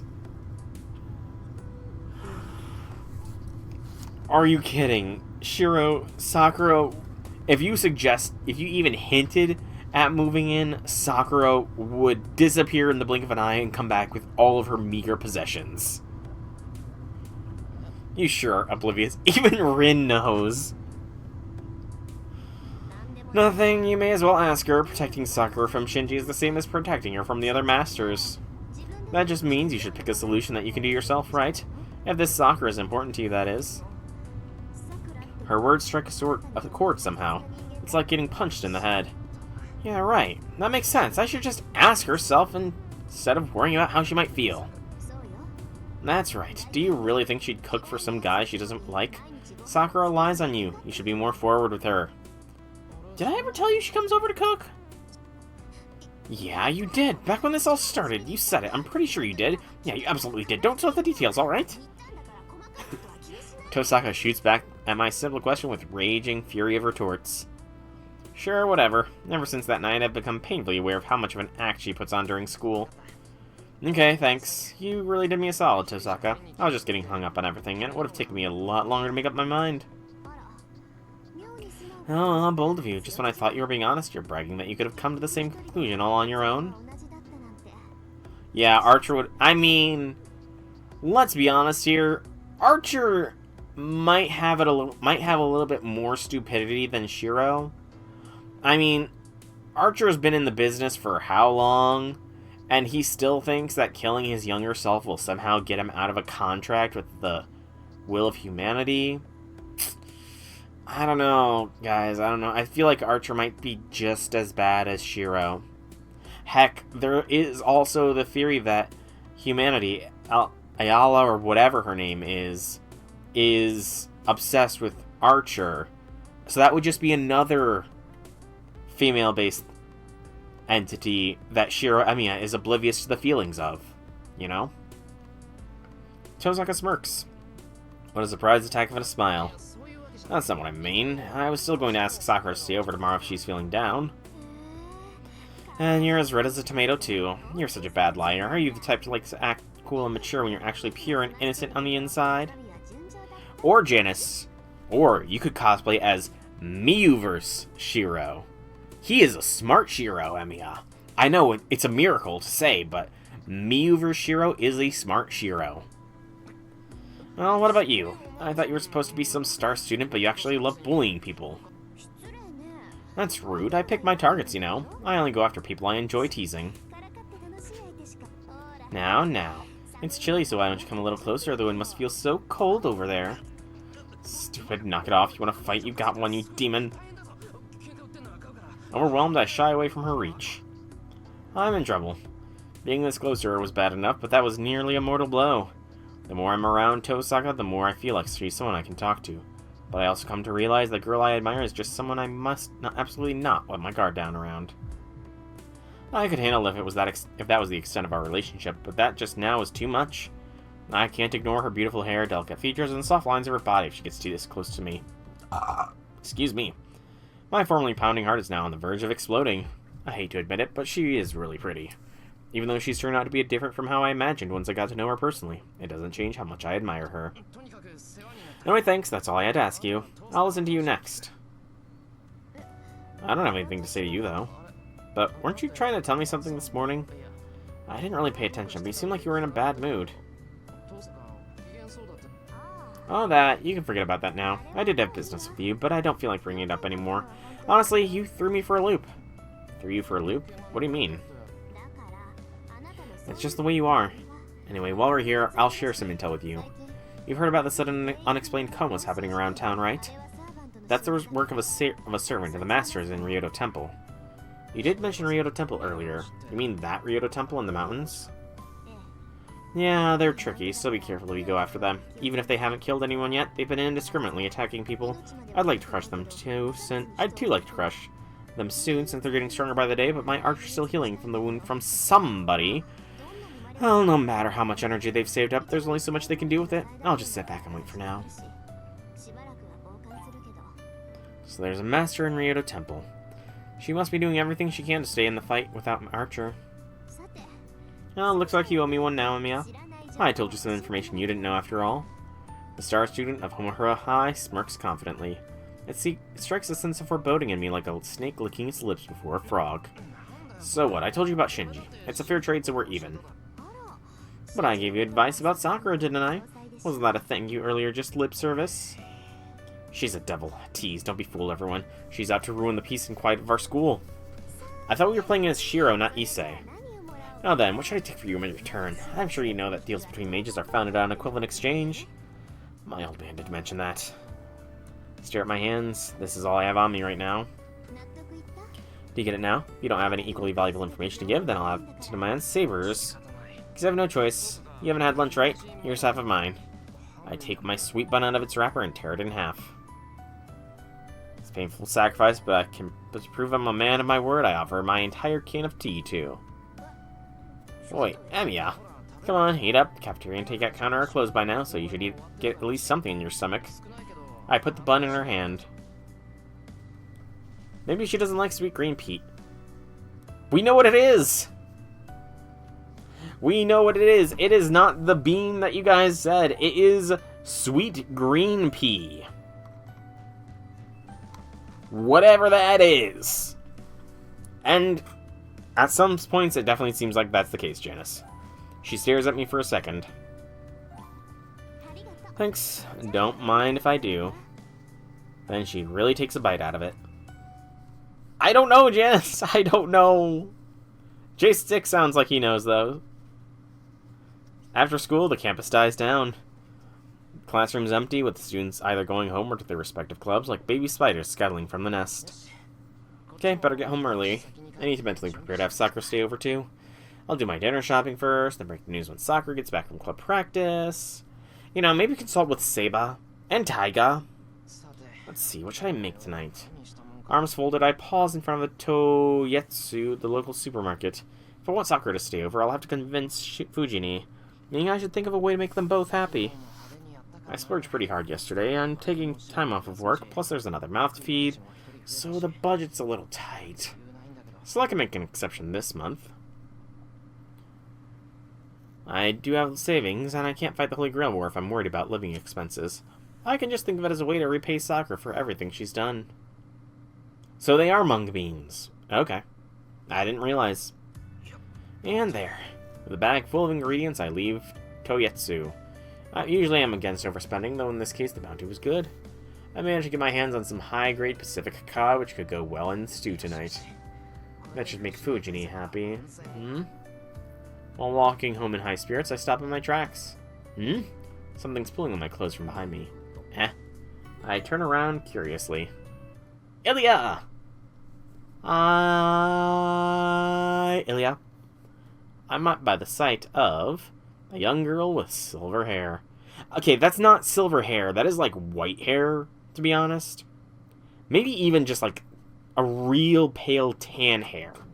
Like, look at her skin tone and look at her hair color. They are almost exact. They're like within range of the same shade. I know it's supposed to be silver, but it does not look silver. I leap backwards with a yelp. The girl just watches as I panic. The hell? She doesn't seem hostile, much less murderous. Instead, she says, "I'm glad you're alive, big brother." She beams at me in genuine joy. Now it's silver! There we go. Okay, I see silver now, guys. I see the silver. There's no mistake, this is Berserker's master. She commands that monster that nearly tore me in half with a single slash that night. She's from an ancient magical lineage that founded the Holy Grail War, one my old man Kiritsugu betrayed. But what's she doing out here in the middle of the day? If Father Kotomene's words were still fresh in my... Father Kotomene's words still fresh in my mind, she's no longer just a stranger to me. That's why, without thinking, I murmur, "Ilya?" The color is not silver, the hair is reflecting the surrounding environment. That makes sense. Without knowing the significance of it, I blurt out the girl's name. No, I mean... Ilya. Isvail. Yeah, you're Ilya's Veil. Sorry, I got your name wrong.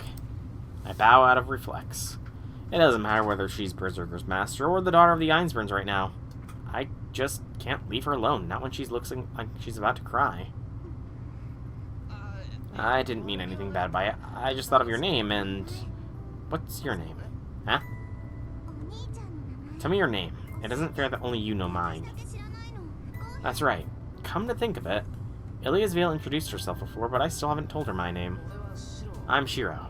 Shiro Emiya. No, don't tell her your last name! Don't tell her your last name, Shiro! Bad move, man, bad move! Zero Amelia. I'm checking something. I wonder if Amelia has any name meaning. It's Latin root, rival, excel. So he has no rival, no reason to excel. I was wondering.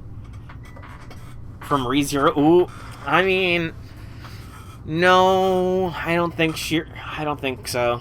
You know, I don't think Shiro would convince someone like Subaru to die over and over and over and over and over and over and over and over and over and over and over in so many painful ways. Thinking about it, considering all the bad ends Shiro has, he and Subaru are kind of alike in that regard. That's wrong. It doesn't sound like Western names. You pronounce it Shiro Emiya. Oh my god. If I did not know how his name was pronounced through years, that like, sounding it out is what I need for so many of these weird words. Not weird words. So many of these foreign words that are not, known to me. I need these sounding out things. If it was not for the years of knowledge, I would not know how to pronounce his name properly. Without really thinking about it, I correct the girl's lidded pronunciation. Good luck, Infinity Lord. I even wag a finger at her, which makes her blink in surprise. By the time I realize how blunt I'm being, it's too late. Once again, she looks like she's about to cry.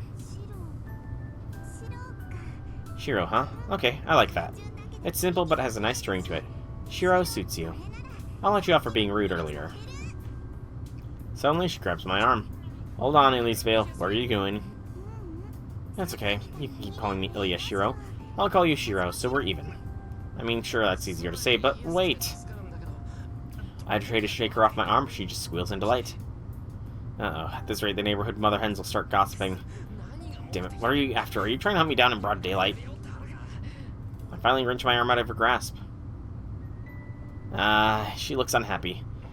Don't look at me like that. I don't know what you're doing here, but I'm a master too. Ilya shoots a glance at the shopping bag in my hand. But she also keeps looking at me curiously. Ilya? Yeah, what is it, Shiro? She's not how I imagined. She laughed back then too, but the feeling behind it was different. Like, maybe. Did you not come here to fight? Why? Do you want me to kill you? Blunt as always, Ilya. Blunt as always. Good luck, Infinity Lord. I'm trying to bring up a mental image, but I'm failing for that one. Excuse me. Her gaze is enough to make my hair stand on end. No matter how young she looks, this girl is the strongest master. She might be giggling innocently one second and become a ruthless master the next. I don't understand, but I'm fine if that's what you want. I'll move it up my schedule a little bit. Would you like to die here with Saber?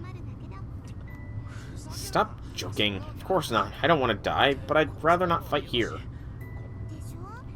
Right. Masters aren't supposed to fight while the lights out. You didn't bring Saber with you, and I didn't bring Berserker either. Well, yeah, so what are you doing here? Did we just run into each other by chance? Not by chance. I snuck away from Sela and came here to meet you. You should be honored. I think I'm getting dizzy. Just when I thought that she was in serious master mode, she's back to being an innocent child. I have no way of knowing which side is the real Ilya. Both. Fine, so you're here to see me. But you're not here to fight. Is that really okay? Yeah, I'm here to talk to you, Shiro. You'll at least do that, right? I've been waiting such a long time. I don't know what she meant by at least, but apparently she really is just here to talk. Or do you not want to talk? If not, I'll just go home. I don't want to, but I don't like forcing people to do things. Oh, Ilya, we all know that's a lie. She gazes up into my eyes. As a master, it's dangerous to stay here with Ilya any longer. If Saber were here, I'm sure she'd be vehemently against this course of action. But she's not.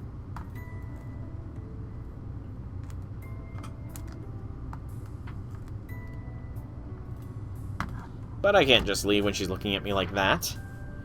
I know it's heedless, haphazard, and half-crocked, but I'm not against talking to you, Ilya. To be honest, I wanted to meet you, too. Yay! Then come this way, I found a small park earlier.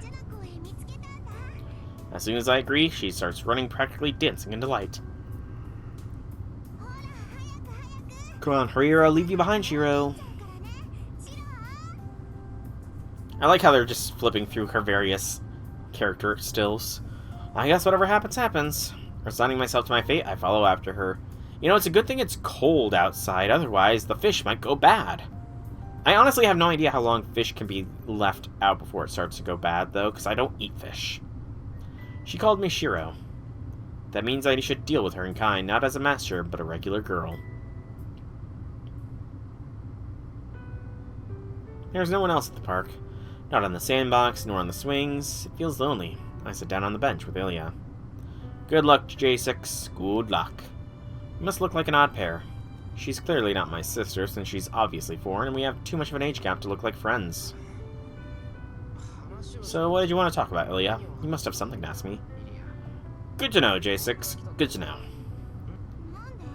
Why? I don't really have any questions for you. Well then, how am I supposed to answer that inscrutable little lady? You're the one who said you wanted to talk. But now you're saying there's nothing to talk about? Normally you wouldn't invite someone for a chat without business. Really, we can't talk unless it's business. That's not what I meant. I phrased that badly. You don't need to talk business. Actually, it's more fun that way. But you've got me at a loss. I don't know you well, so I'm not sure what we should talk about. I don't know your likes or dislikes. That goes for you too, doesn't it? Wouldn't you feel uncomfortable if I suddenly asked you about things you didn't want to talk about? Yeah, maybe. But then what should I ask you? You won't get mad if I ask you anything I want. Yeah, probably not. I'm the big brother here, so I'll try to act like a grown-up. Wow. So, Shiro might have unintentionally just, like, pinged a plus point for Ilya there. I don't think Shiro realizes he actually is Ilya's big brother, but by saying that... Okay, then, Shiro, do you like me? What does this kid think she's asking? You're a liar. You said you wouldn't get mad, Shiro. Anyone would be shocked by that, stupid. You cut me in half, you know? I don't even know how to feel about that. That's not how it happened. You're the one who ran out in front, even though you're so weak. It wasn't my fault. Well, it wasn't. You showed up all ready to murder us. That's insane. Why does it matter whether I like you or not?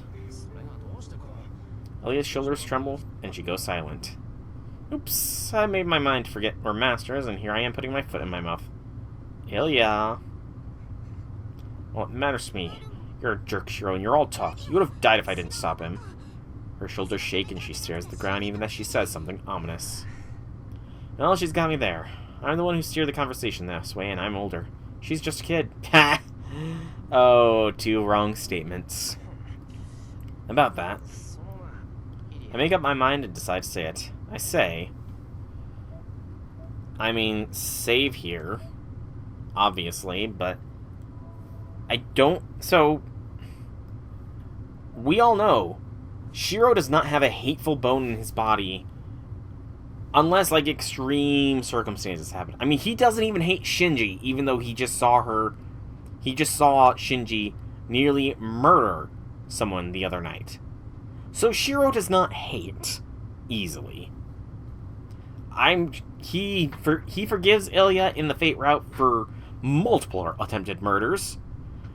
I misspoke. My tongue got tangled. I was thinking Ilya was on the brain. He does not hate her. I don't really know you because we just met, but I don't hate you, Ilya. At least I'd like to get along with you the way you are now. Really? I never had a little sister before. It'll be fun, and I won't mention what happened the other night. That's all I can promise you. Can you trust me? And again, Shiro is just hitting the right buttons. Yeah. If you say so, I'll trust you, Shiro. Ilya nearly tackles me when she hugs my arm again. Good grief, what's your deal? So I grumble, but this isn't so bad, I reassure myself. Right now, she has no ill will toward me. I'm not gonna fall over from a hug either, and if I lose my cool here, I'd be a failure of a big brother. As long as I've got her here, I'll have an easygoing chat with her just like she wants. Easygoing chat! I think Ilya and I chatted for about an hour. She happily listened as I talked about meaningless topics and everyday stuff.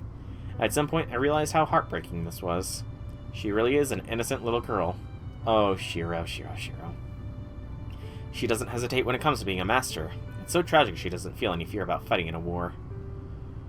The magical lineage known as the Ainsburns. The young girl is who they sent out to carry their 1,000-year-old obsession. If that's Ilya's objective too, then I... Can I ask you something? Yeah, probably. That seems to be the answer to a lot of Shiro's problems. Don't have enough mana? Mana transfer. Saber doesn't have enough mana? Mana transfer.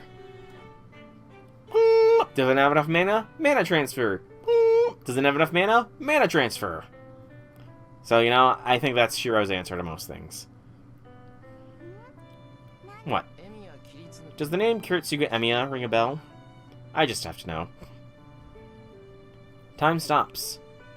Wow, Shiro learned a time stop spell.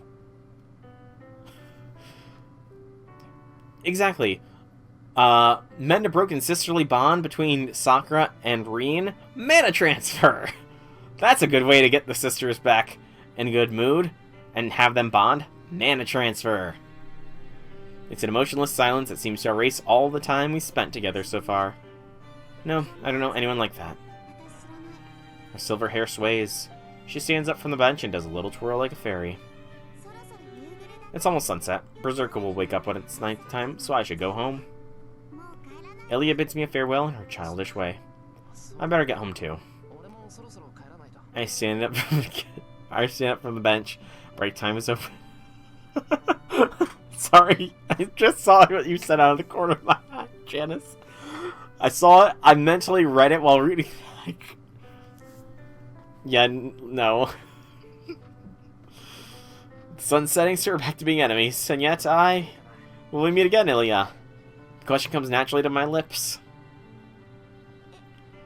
I'm not sure. I don't think so. Do you want to see me again, Shiro? Yeah, I wouldn't ask unless I wanted to. Okay, then I'll come find you tomorrow if I'm in the mood. Don't wait for me, though. She runs out of the park. But the pale girl stops awkwardly. I lied earlier. I do know him.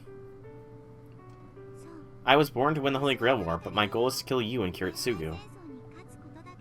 Her footsteps fade into the evening. Leaving me with that, she leaves without looking back. And I watch her go. Exactly. Janice caught me up there.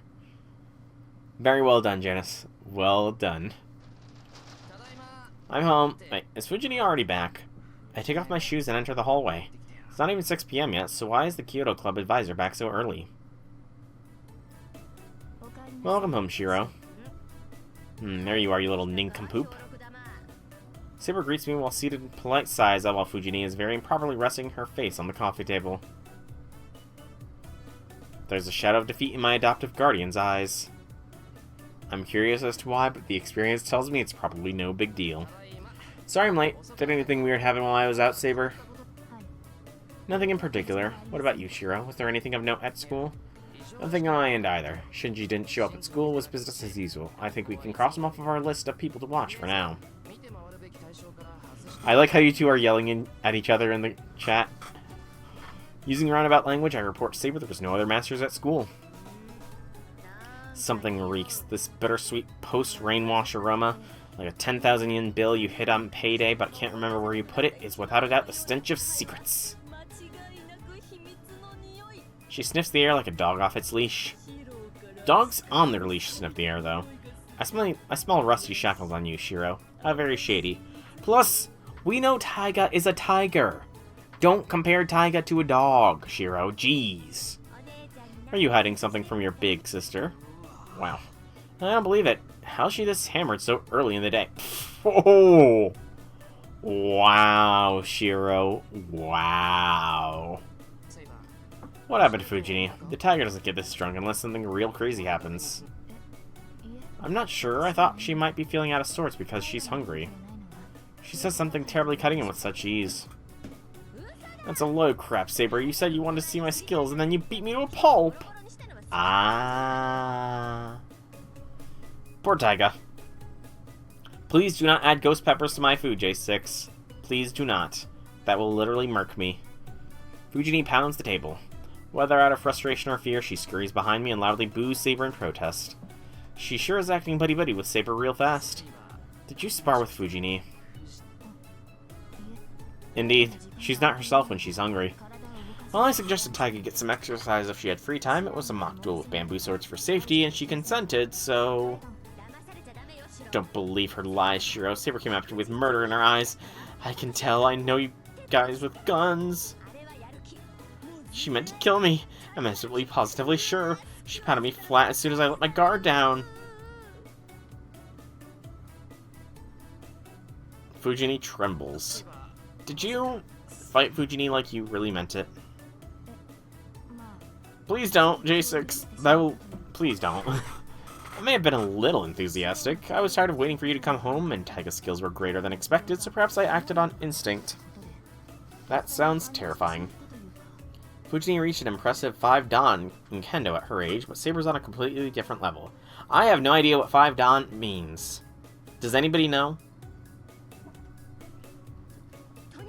Anyway, don't go sneaking into Saber's room at night or in the morning if you value your life. Hell will be unleashed upon this world if you make a move on her. You'll be wiped off the face of the earth and won't even have a corpse left to collect. In another circumstance, you'd be completely wrong, Taiga. Yes, Taiga is from a Yakuza fan. I'm pretty sure that is backed up in a lot of extra material. Just like Taiga also met Waver in the 4th Holy Grail War. Waver and Iskandar. And it was Waver that encouraged her to be a teacher, I think. She's right. I still have another problem to deal with. What do I do with Saber, who insists on sleeping in the same room as me? I'm a growing young man, and I have issues with a girl like Saber sleeping in the same room. You needn't concern yourself with that, Taiga. I serve as Shiro's command. I would never raise a hand against him. You serve... What was that, Saber? Think nothing of it. More importantly, to avoid any misunderstandings, I would inform you that I will be retiring to Shiro's chambers tonight. Oh no! Fujini freezes in her tracks. Oh no. Given how we position and the power balance between us, she's definitely gonna do it. Fujini, actually I've been hiding something from you since yesterday. I hear Fujini behind me. Hup.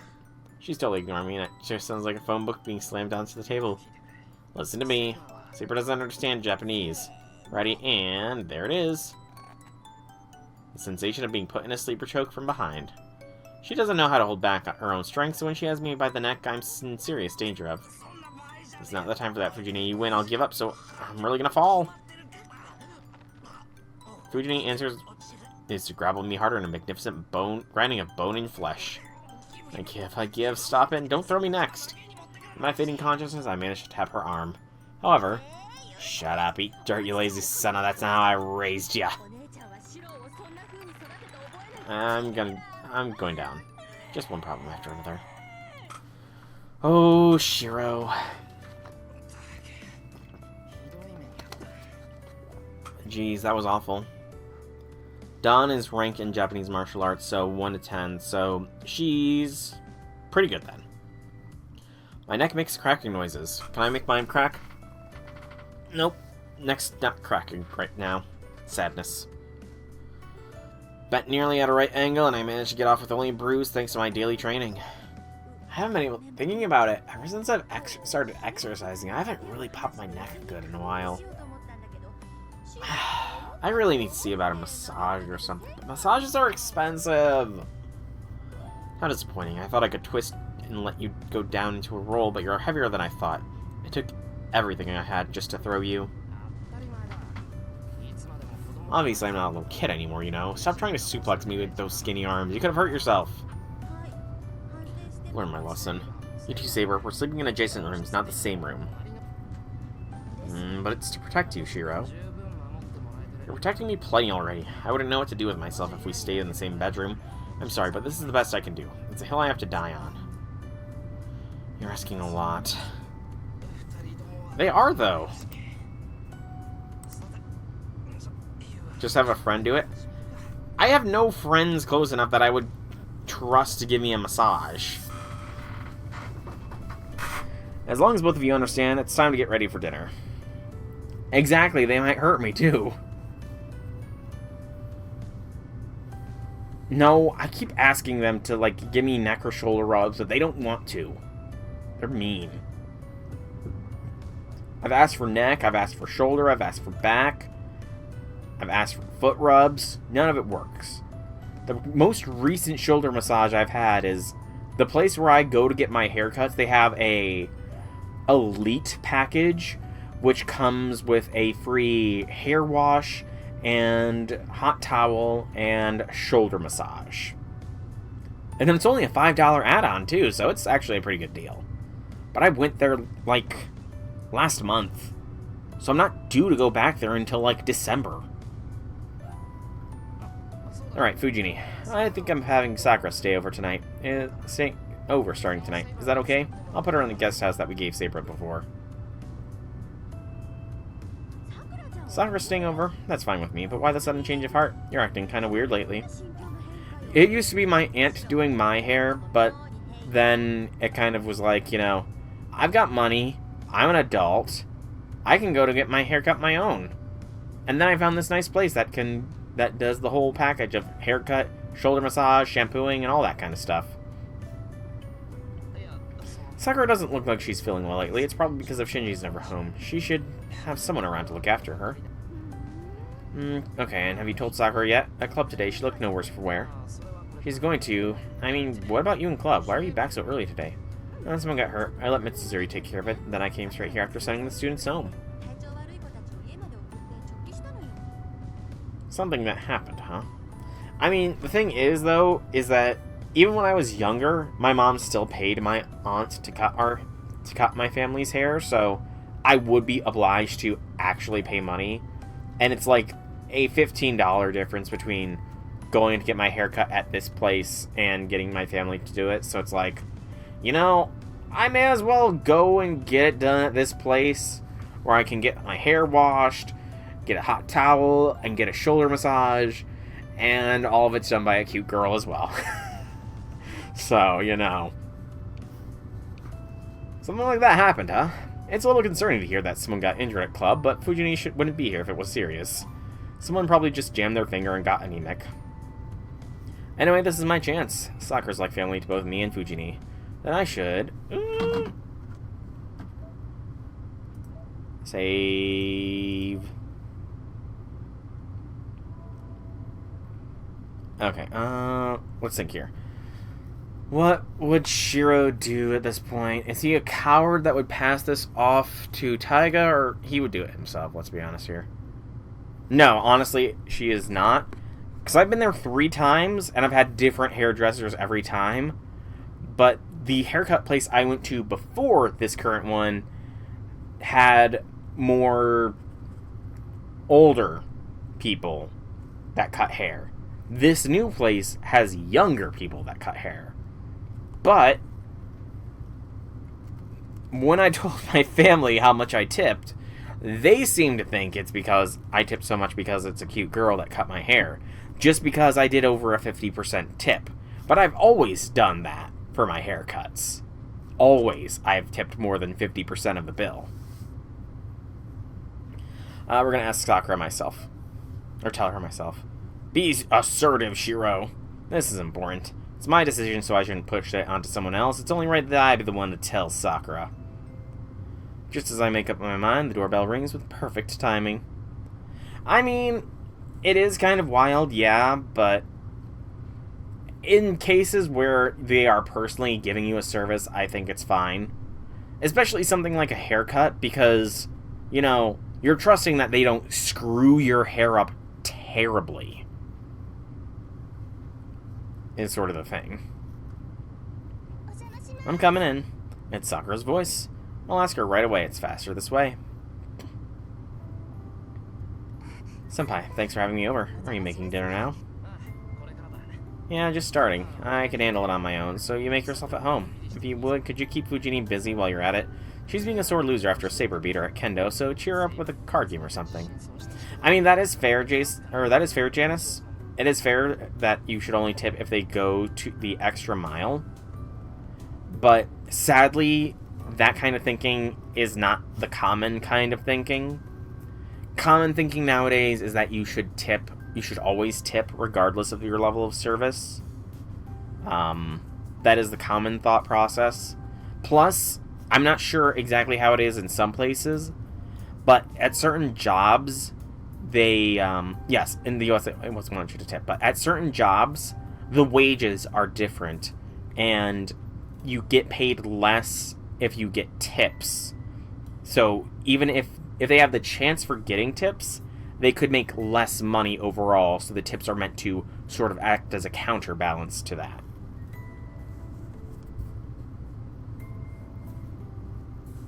Yes, bad hourly wages and stuff. That's mean, senpai. Miss Fujimura had a rough day, you know. She did mention that. Then play shogi with her instead. Yeah, I have not experienced it myself, but I do know that some places are, like, by machines, not letting you deny a tip, which is kind of wild. That feels a little bit coercive, but... Shogi. Okay, she's very confident at that. I think it'll be just right if I give her a handicap and play without rooks. Excuse me. Sakura's in a good mood. The swelling on her face is gone, and there's no sign of the dark bruise from this morning. Now would be a good time to bring it up. So Sakura, I know this is sudden, but you should stay over starting tonight. Huh? Stay over? You shouldn't go back to the Mito house for the time being. As for how long, let's just make it a week. I already got Fujini's permission. You went to a noodle place for lunch after an exam. They didn't let you leave until you tipped, which they kept saying was the law, which it is not. I mean, could you have just left and never gone back, perhaps? Sakura's expression shifts. She gazes at me like she's scrutinizing my heart rather than my face. I know I'm asking a lot, but still, I really want you to stay over. No matter how badly you might think of me, please live here for now. They blocked the door. That's wild, man. That sounds like entrapment. Or false imprisonment, rather. Sakura doesn't answer. She just keeps watching me, and I notice she's slightly biting her lips. Why? She finally asks in a quiet voice. I can't give her a reason. On my life's honor, I can't tell her it's because Shinji's a master, but anything else would be a lie. Everyone has secrets. I'm a guy, so there's plenty of stuff I don't say to Sakura and Fujini. No matter how precious someone is to you, there are some things you can't tell them. That's all the more reason I can't lie to her. If she is my precious family, then I'd rather not tell her anything that's untrue. The atmosphere between us chills. Silence falls over us, and it seems to stretch on forever. She awkwardly breaks eye contact. I desperately rack my stupid brain for a response. Do I have to tell you why? She doesn't answer, but her eyes seem to show concern for me rather than herself. Is it because you're worried about me? She states it outright. Yeah, I'm worried, so it'd make me feel a lot better if you stay over. Her long, dark hair sways. She nods at my inadequate answer. And answers not with words, but with a smile.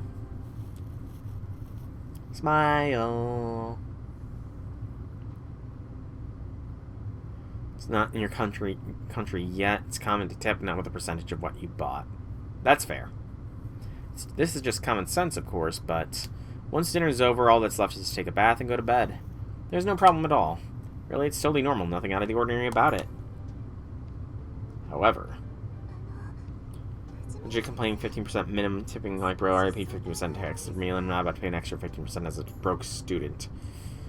Yeah. I mean, honestly, the whole tipping thing is kind of why I'm debating, like, I don't carry cash on me, but I feel like if I ever do go somewhere, I would just take cash and only have, like, exact cash for what I'm going to get, so that if somebody asks, I say, look, this is all the money I bought. I figured out exactly how much to pay for it. This is how much money I have on hand. I do not have a credit or debit card on hand, so you're gonna have to let me go. I kind of feel like doing that if that ever comes to it, but I just don't like the idea of carrying cash. Miss Fujimura, I'd like to ask you something. What's up? Well, you know... Alright, you need to change your clothes. I have school uniforms at home, and I can get you some of my regular clothes, too. Or did you want to go home and get clothes? No, I think if I went, I wouldn't be able to come back. I'd rather not go home. My brother's, Don't worry about that. I just called your house and got permission from your grandfather. He said that you could rest easy knowing you're at a teacher's house, and he thanked me for teaching you. Oh, he did? Then I can really stay over. So about the clothes, you can use my pajamas. Hopefully you're okay with my underwear, too. Here's my... Oh! Sakura! I feel like that's a rude statement, Sakura. Right.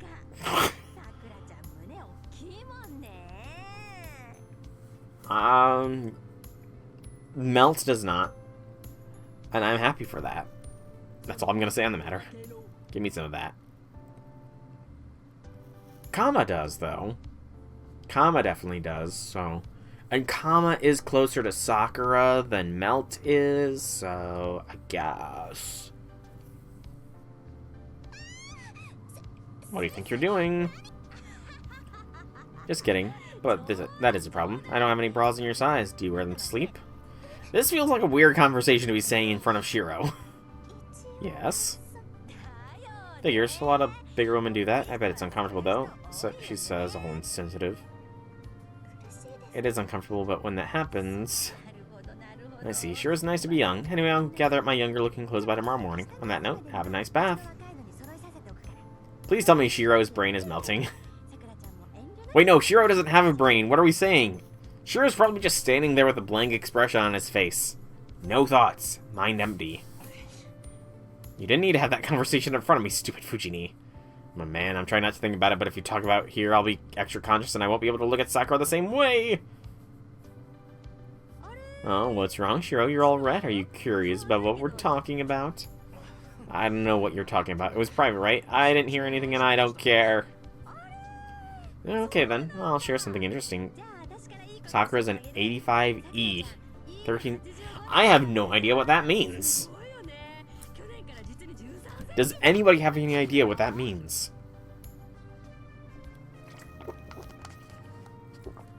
I think Janice knows what that means.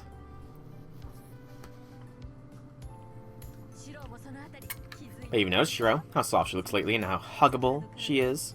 I mean, I guess that was her bust size, but I have no idea what that compares to. You... Miss Fujimura, what are you saying? I don't know what 85E means, J6. I know what a centimeter is. Oh no. Sakura counterattacks, tackling Fujini to the ground. She's blushing bright red and furiously trying to cover Fujini's mouth. Sakura, I understand why you'd want to silence Fujini, but don't silence her basic life functions too. Okay, so it just is E-cup. Got it. Got it. That surprised me, Sakura. You're more of a fighter than you look. I can't believe you just tried to suffocate your teacher. I can't imagine what you mean. I think you should act a little more sorry, Miss Fujimura. Sakura turns away from Fujini sulkily. Then, we end up making eye contact with each other. Oh, bath towels are in the bathroom. Right, off I go then, senpai. She hurriedly leaves to the living room. Hey, and once again... Oh, I bumped my nose. I was about to warn her to watch her step. Before I could, she ran smack dab into a pillar. Are you okay? Was she panicking so bad she ran into a pillar before she even made it into the hallway? I'm fine, no. I'm okay. I'm gonna take a bath now. She disappears down the hall, her steps wavering. Can finally breathe now that she's in the bath. If the tension had gone on much longer, I might have been the one to leave the living room. What now? If you have something to say, you delinquent teacher. Nothing in particular. I was just thinking that Sakura's gonna have a hard time too. You were kind of cute getting all red and flustered. Maybe it makes Sakura embarrassed to see you like that too. I wasn't red. Sakura's like family to me, you know? She's my kohai, who always cooks and eats with us. I wouldn't embarrass myself in front of her like that. Uh-huh, so you don't want to embarrass yourself, Of course not. She's Shinji's sister. Gotta take care of my friend's sister.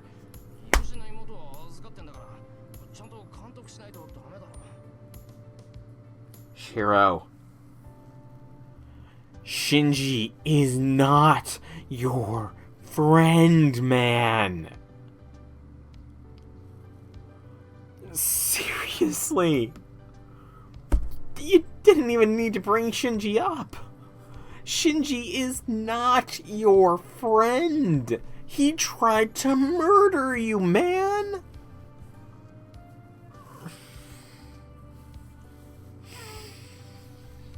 Oh, jeez. Yes, he indirectly friend-zones Sakura. He sister-zones her, technically, multiple times by saying she's family. Oh, that's what you meant. I never thought you paid attention to that, but you actually care. She heaves an exaggerated sigh. This is very unpleasant. I see. Many challenges on the horizon for you both. Where are you going? To the changing room. I need to pick out some clothing for Sakura. Shiro, go get the best guest bedroom ready for her. I'll bring some new sheets. She just says whatever she wants and leaves me in the living room. Saber, I'm gonna make up the guest room, so wait here. She nods wordlessly and I leave the living room. Make the bed and check the guest room furnishings. It's a different room from the ones we initially set up Saber in, one that hasn't been used in a long time. This one's better for Sakura and has a lock on the door. She's a girl, so I figure she'll feel more comfortable if she can lock her door. Not like I let Fujini get to my head or anything. I lay the sheets out and pat them flat. This bed has never been used. As soon as I start thinking that Sakura's gonna sleep on it tonight. Oh, Shiro is down bad. Awful thoughts fill my mind. Stupid. After all this time, why would I? That goes without saying. I've watched from right next to her as Sakura's grown more and more beautiful. I'm happy for her, and I've been telling myself not to be conscious of it. She's Shinji's little sister and helps me out in a sense of guilt over the way her brother behaves.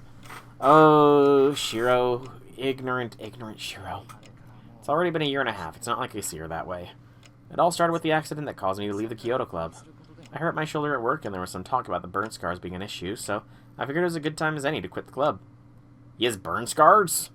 We've never seen him with burn scars. After that, I think it was Sakura who volunteered to start helping me out at my home until my injuries healed. If anything, he'd have burn scars from when he was in the Fuyuki fire. She still looked younger back then and struck me as a hard worker. The first day, she waited in front of my house for me to come home, then stood there solemnly face to face for a while until she finally said she wanted to help me. I think she was out there for about 2 hours. And now that introvert's the rising star of the Kyoto Club. People sure can change. Her demeanor has brightened a lot, actually. First met her 4 years ago through Shinji, I think, when I was over to his house to play. She was silent and had a habit of letting her hair cover her face. She still has that part of her, but Sakura back then looked positively downtrodden. She always had a glum look on her face and would just stand around absently. But compared to the Sakura back then, I do feel happy for her. I'm relieved that the depressed girl who was always staring at the ground is now someone who can laugh like she's genuinely enjoying life. Okay, Taiga. I don't really know myself. I've never drank sake before either, and I don't think I'll ever have the chance to. At the very least, I only saw Sakura as my kohai until recently. That image of her only started to crumble recently. When did it start exactly? Maybe it happened long before I realized. Or maybe we're so close I never needed to notice. Damn it, everything was going fine, so why does the thought of Sakura sleeping over make my heart pound like this? It's rude to Sakura. I should hurry up and finish cleaning the room. Then I can let Sakura stay here. You know, I wonder, given how the Heaven's Feel movies were not subtle at all with what happens between Sakura and Shiro, will the remaster go that far? In fact, there's a lot of implications for what Sakura went through. Will the remaster actually go there, considering how much censoring it's done? Because Heaven's Feel is the darkest of the routes, so... Saber or Sakura? I don't know. She didn't come back here, so she shouldn't she still be in the bath? It's already been an hour. Maybe she takes longer baths. She has to watch lots of parts that I don't, so a quick shower might not... Oh, Shiro.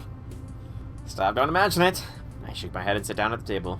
Brew some tea and let the fragrant liquid soothe my throat. Purge myself of fantasies and breathe deep. Then... Does Sakura have poor eyesight? What an odd question. Not really, she has good vision. I think she's 1.5 across both the eyes. I see, I noticed her running into walls and pillars frequently, so I presumed it might be some problem with her vision. Matt, I appreciate the concern, but she's healthy. She's just a little clumsy lately because she's tired. She normally got her head on straighter than I do. That's good to hear, but even so, she's so tired she's running into walls, that is a problem. It's just my opinion, but I felt her accident earlier was not due to fatigue, but because she misjudged where the pillar was. Okay, interesting. Yes, Shiro has to physically do it. Saber's opinion makes sense. No matter how tired you are, you don't just start randomly walking into walls. I don't know. I've accidentally ran into walls while pretty tired before. Speaking of Sakura, where is she? Is she really in the bath? 1 hour's a pretty long time. Right now...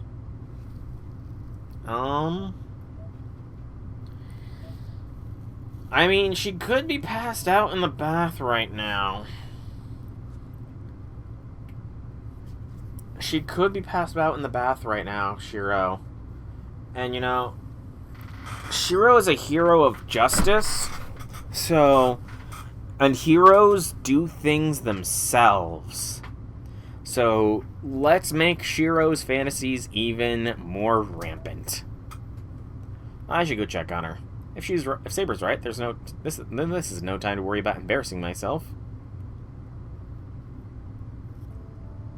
Sakura. I call her name through the door. There's no reply from the dressing room. In fact, it doesn't even sound like anyone's inside. Sakura. Hey, are you in there? I knock. Softly, then more vigorously until I'm literally pounding the door. Say something if you're in there. My anxiety turns to certainty. Something's wrong. I can't go in there, so maybe I should go get Fujini or Saber to look in on her. Senpai, why are you so worked up? Sakura, it's nothing. You took a while, so I was wondering what happened. That's odd. Was I in there for such a long time? She sounds kind of hazy. Like she's weak or unsteady on her feet, or like she just woke up from a nap. Don't tell me. Yes, it was very nice, so I took a short nap. Okay. Personal thing here. I hate baths. They are literally just soaking yourself in your own filth. So I cannot even understand the idea of falling asleep in a bath. First off, the water will be cold before you know it. But second, just like so long soaking in your own filth is disgusting. Just, ugh. Sully, don't scare me like that, seriously. I slowly sink to my knees. I'm sorry, I'll be right out. You do that. You'll catch a cold if you sleep in the bath, you know. I sigh and lean against the wall. Japanese bathing culture involves washing off your body before soak. I mean, I know that much, J6. But still, I feel like no matter how thoroughly you clean yourself, there's always going to be some measure of uncleanliness still. So, I don't know. I mean, I'm fine with swimming pools and the like, but I just feel like the few times I've had to take a bath since growing up, I always took a shower immediately after taking the bath, because I still felt filthy after taking a bath. She should feel better after a bath and a good night's sleep. What was that? I hear the sound of something heavy falling.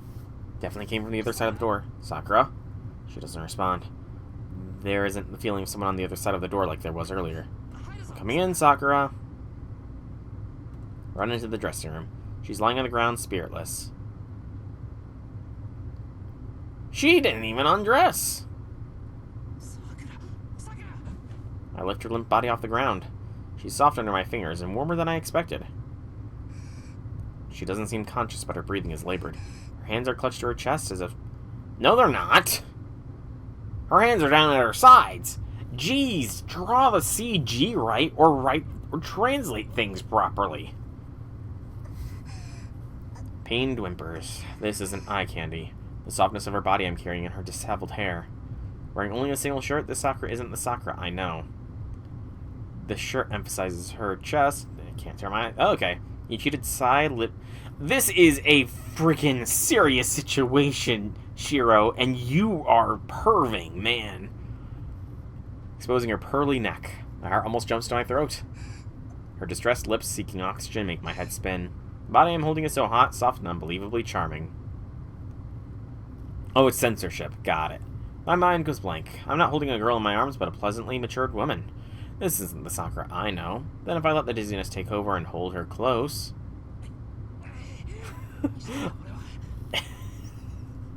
Exactly, Janice, exactly. What the hell's wrong with me? I shake my head. This isn't the time. Her fever isn't normal. Above all, her fingers are clutching her chest, show that there's more than simple anemia. Get it together, Sakura. I yell into her ear. Huh? The hair stuck to her cheek falls free. She slowly blinks, her eyes open, and looks up at me. Senpai, what are you doing here? 88, you really asking that? You should have told me if you had a fever. I have a fever? I do like how Shiro is reflected in the, like, has a very hazy reflection there. They did good with that. Who else would I be talking to? Just touch your forehead. It's really hot. It doesn't feel that warm to me. Shiro, that is horrible medical advice. Everybody knows that you don't check your own temperature like that, because your body heat is almost universally the same across the board. Just stay still, I'll take you to bed. More water bills, so rip water bills, and it's inefficient. Baths use more water, so rip the water bills. Yeah, fair point. Senpai, what are you doing? Taking you to your room. Let me warn you now, don't make a fuss. I'm not sure I can hold it together anymore. I go into the hallway carrying Sakura. Senpai, you're carrying me. She wraps her arms tightly around my neck in surprise. Her chest is incredibly bouncy and touching me, but I'm going to ignore that right now. Speed is of the essence. Before my sanity gives out, I need to carry her to the guest room as fast as I can. So he's totally carrying her bridal style. Your fever's a tad over 37 degrees, huh? That's lower than I expected. I shake the thermometer and look Sakura, who's lying in bed. Sorry, I must have gone dizzy after getting into the bath in such a nervous state. She guiltily hides her face under the covers. There's no helping the fact you're sick. A cold like this should heal with medicine and rest, so try and take it easy for tonight. I'll leave water on this chair, so try to go outside, alright? You'll get a chill. Try not to go outside. Just in case, I put another blanket over here and turn the lights off. See you tomorrow. I'll come wake you up, so take it easy. I give Sakura an affectionate pat on the head and make for the door, but then something tugs on me from behind. When I turn to look, there's something clutching my shirt sleeve. Sakura, sorry I can't leave because you're holding on to me. She withdraws her hand in surprise as if she just noticed. I'm sorry, Senpai. I must be dizzy from the fever, and... She jumps out of bed and frantically apologizes. I can tell how red her face is, even with the lights off. Are you scared? Yes, I'm afraid of sleeping alone in a place I don't know. I can't see her expression. Her long hair hides her face. But from the side, her profile reminds me of that withdrawn girl I first met years ago. I see. You must feel anxious, catching cold, using someone else's room for the first time. I sit down on the bed. Then I lie down on my back. I can't quite bring myself to face Sakura while doing it, but this isn't good enough. Senpai, I'll stay a little longer. That'll help you get used to the room. I'll leave once you fall asleep. To be honest, I'm worried you're forcing yourself to do this. I'll keep an eye on you for another 30 minutes, so lie back down. I gesture to her spot on the bed without facing her. Alright, please stay with me longer, Senpai. A soft breeze caresses my cheek, which is weird because this room has no open windows. Must be the air displaced by Sakura pulling the covers back on. I consider this a small price to pay for peace of mind. It doesn't even begin to cover the interest on the debt I owe her for helping me so much. In the dark, all I can hear is the ticking of the clock. Whether it's because my back is to her or because her profile is still in my mind, the feelings I had when I carried her earlier fade and I quietly stare at the clock. The rest of the time passes in silence, and anyone would guess that we'd both fallen asleep. Senpai, are you awake? I hear a gentle voice echo in the dark. I murmur an affirmative. She takes a quiet breath and continues. Okay, thank you for today. Then she drifts off to sleep. I really hope we can wrap up day 5 within the next half hour or so, please. The lights go out in the house. It's past 11 p.m. and the town is fast asleep. There's a master at Ryoto Temple. Oh no! According to Tosaka, at least, she said not to mess with them because they're trouble, but they're apparently behind the coma's happening all over town. I don't know if it's true, but I think it's worth checking out. Yes, I do feel the ley lines leading to Ryoto Temple are being deliberately manipulated. There's little doubt that a master has taken up refuge there. What's wrong, Saber? Somehow you don't seem very enthusiastic compared to yesterday. Yes, it's best if servants avoid that mountain. I'd rather not make a hasty assault on it. Should we hold off patrolling tonight and gather more intel on Ryoto Temple? Because you're right, it would be reckless to go in there without knowing anything about the servant or master. No, that won't be necessary. A master who has made Ryoto Temple their base is unlikely to expose themselves. If you wish to settle this accounts with them quickly, the only way is with a frontal assault. This is going to be another long... Why are the 2 long chapters back to back? If Saber says so, then we probably have a chance at victory. I'd also like to stop the master from pulling any more townspeople into comas as soon as possible. Alright, let's go to Ryoto Temple. Saber, we're only going there to scout it out. Once we learn who the master is and which servant they have, we'll fall back. I know it's lame, but I can't back you up out there. I'd rather err on the side of caution. Can't let Saber get hurt like that time with Berserker. Since I can't help her in a fight, I have to protect her in a different way. I understand. I'll leave the final decision of whether we fight or retreat up to you. I'm happy to hear that, but it's scary. Even if the enemy turns out to be someone we can beat, I'm liable to turn tail and run. I see, that could indeed happen. Your lack of combat experience, after all. No denying that. I'd like to avoid stepping into a figurative minefield, so I'd appreciate if you gave me a forewarning. Very well then, I will warn you if you make a wrong decision. Of course, that alone won't help you grow, so in the event that you do make a mistake, why don't you consider some sort of penalty? What kind of penalty specifically? Why, telling you would spoil the surprise. It's one of the few pleasures I have, so I will keep it to myself for now. Saber seems to be making a joke. Maybe it's Fujini's influence. I sure hope it's a joke anyway. However, Shiro, will Sakura be alright? Her discomfort was rather considerable. Yeah, I thought so too. I took her temperature, but her fever wasn't actually high. I'll just let her get a good night's rest for now and see how she holds up. Oof, good luck, Infinity Lord. I see, then we can go to battle without reservations. I nod and look toward the guest house. Sakura's room is on the second floor of the building. We need to leave and return to the house without her noticing. Let's go, Saber. From here on out, I'm a master and I won't think about anything else. I leave the house with Saber. The moon is high in the sky and the darkness feels dense somehow. Up above, the clouds move quickly, perhaps due to the wind. Under the pale moonlight, peeking and disappearing beneath the clouds, we beat a swift pace through the enemy territory. I actually think I know what might be happening here next.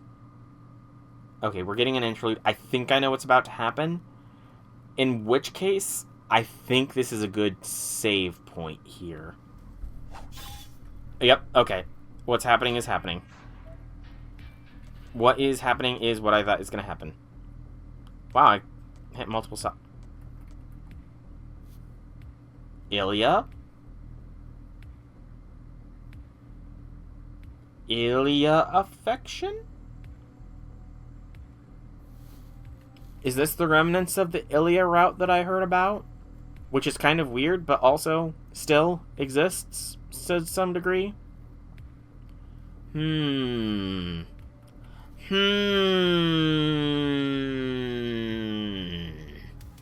we'll get a split between Ilya. Oh, I missed an affection choice here. Unfortunate. But it was probably Rin affection, so it doesn't matter because we already got the Rin route, but possible Ilya route. But, yeah, I do think I'm going to make a save here, and I'm going to call the stream, because what if I'm right about what happens next, then it's going to be long. Plus, you disable Artoria? Alrighty. So, I'm going to start signing off now. So, I've been Soulrack Dragon. I hope you've all enjoyed today's stream. If you have, leave me some feedback in whichever way you so see fit. If you want to check out more by me, be sure to check out the channel here on Twitch or YouTube. Same name, same games. There's plenty of content for all to enjoy. And if you are watching this on YouTube, please be sure to like this video, comment if you have anything to say, subscribe to my channel. It helps with the algorithm or something like that. And you can check the description down below where there are links to the Twitch and the Discord, not the YouTube. It'd be weird to link the YouTube in the YouTube, but links to the Twitch and the Discord where you can join and follow to find out when I go live. But for now, once again, thank you all so much for coming out. I hope you enjoyed. Have a fantastic evening, everybody.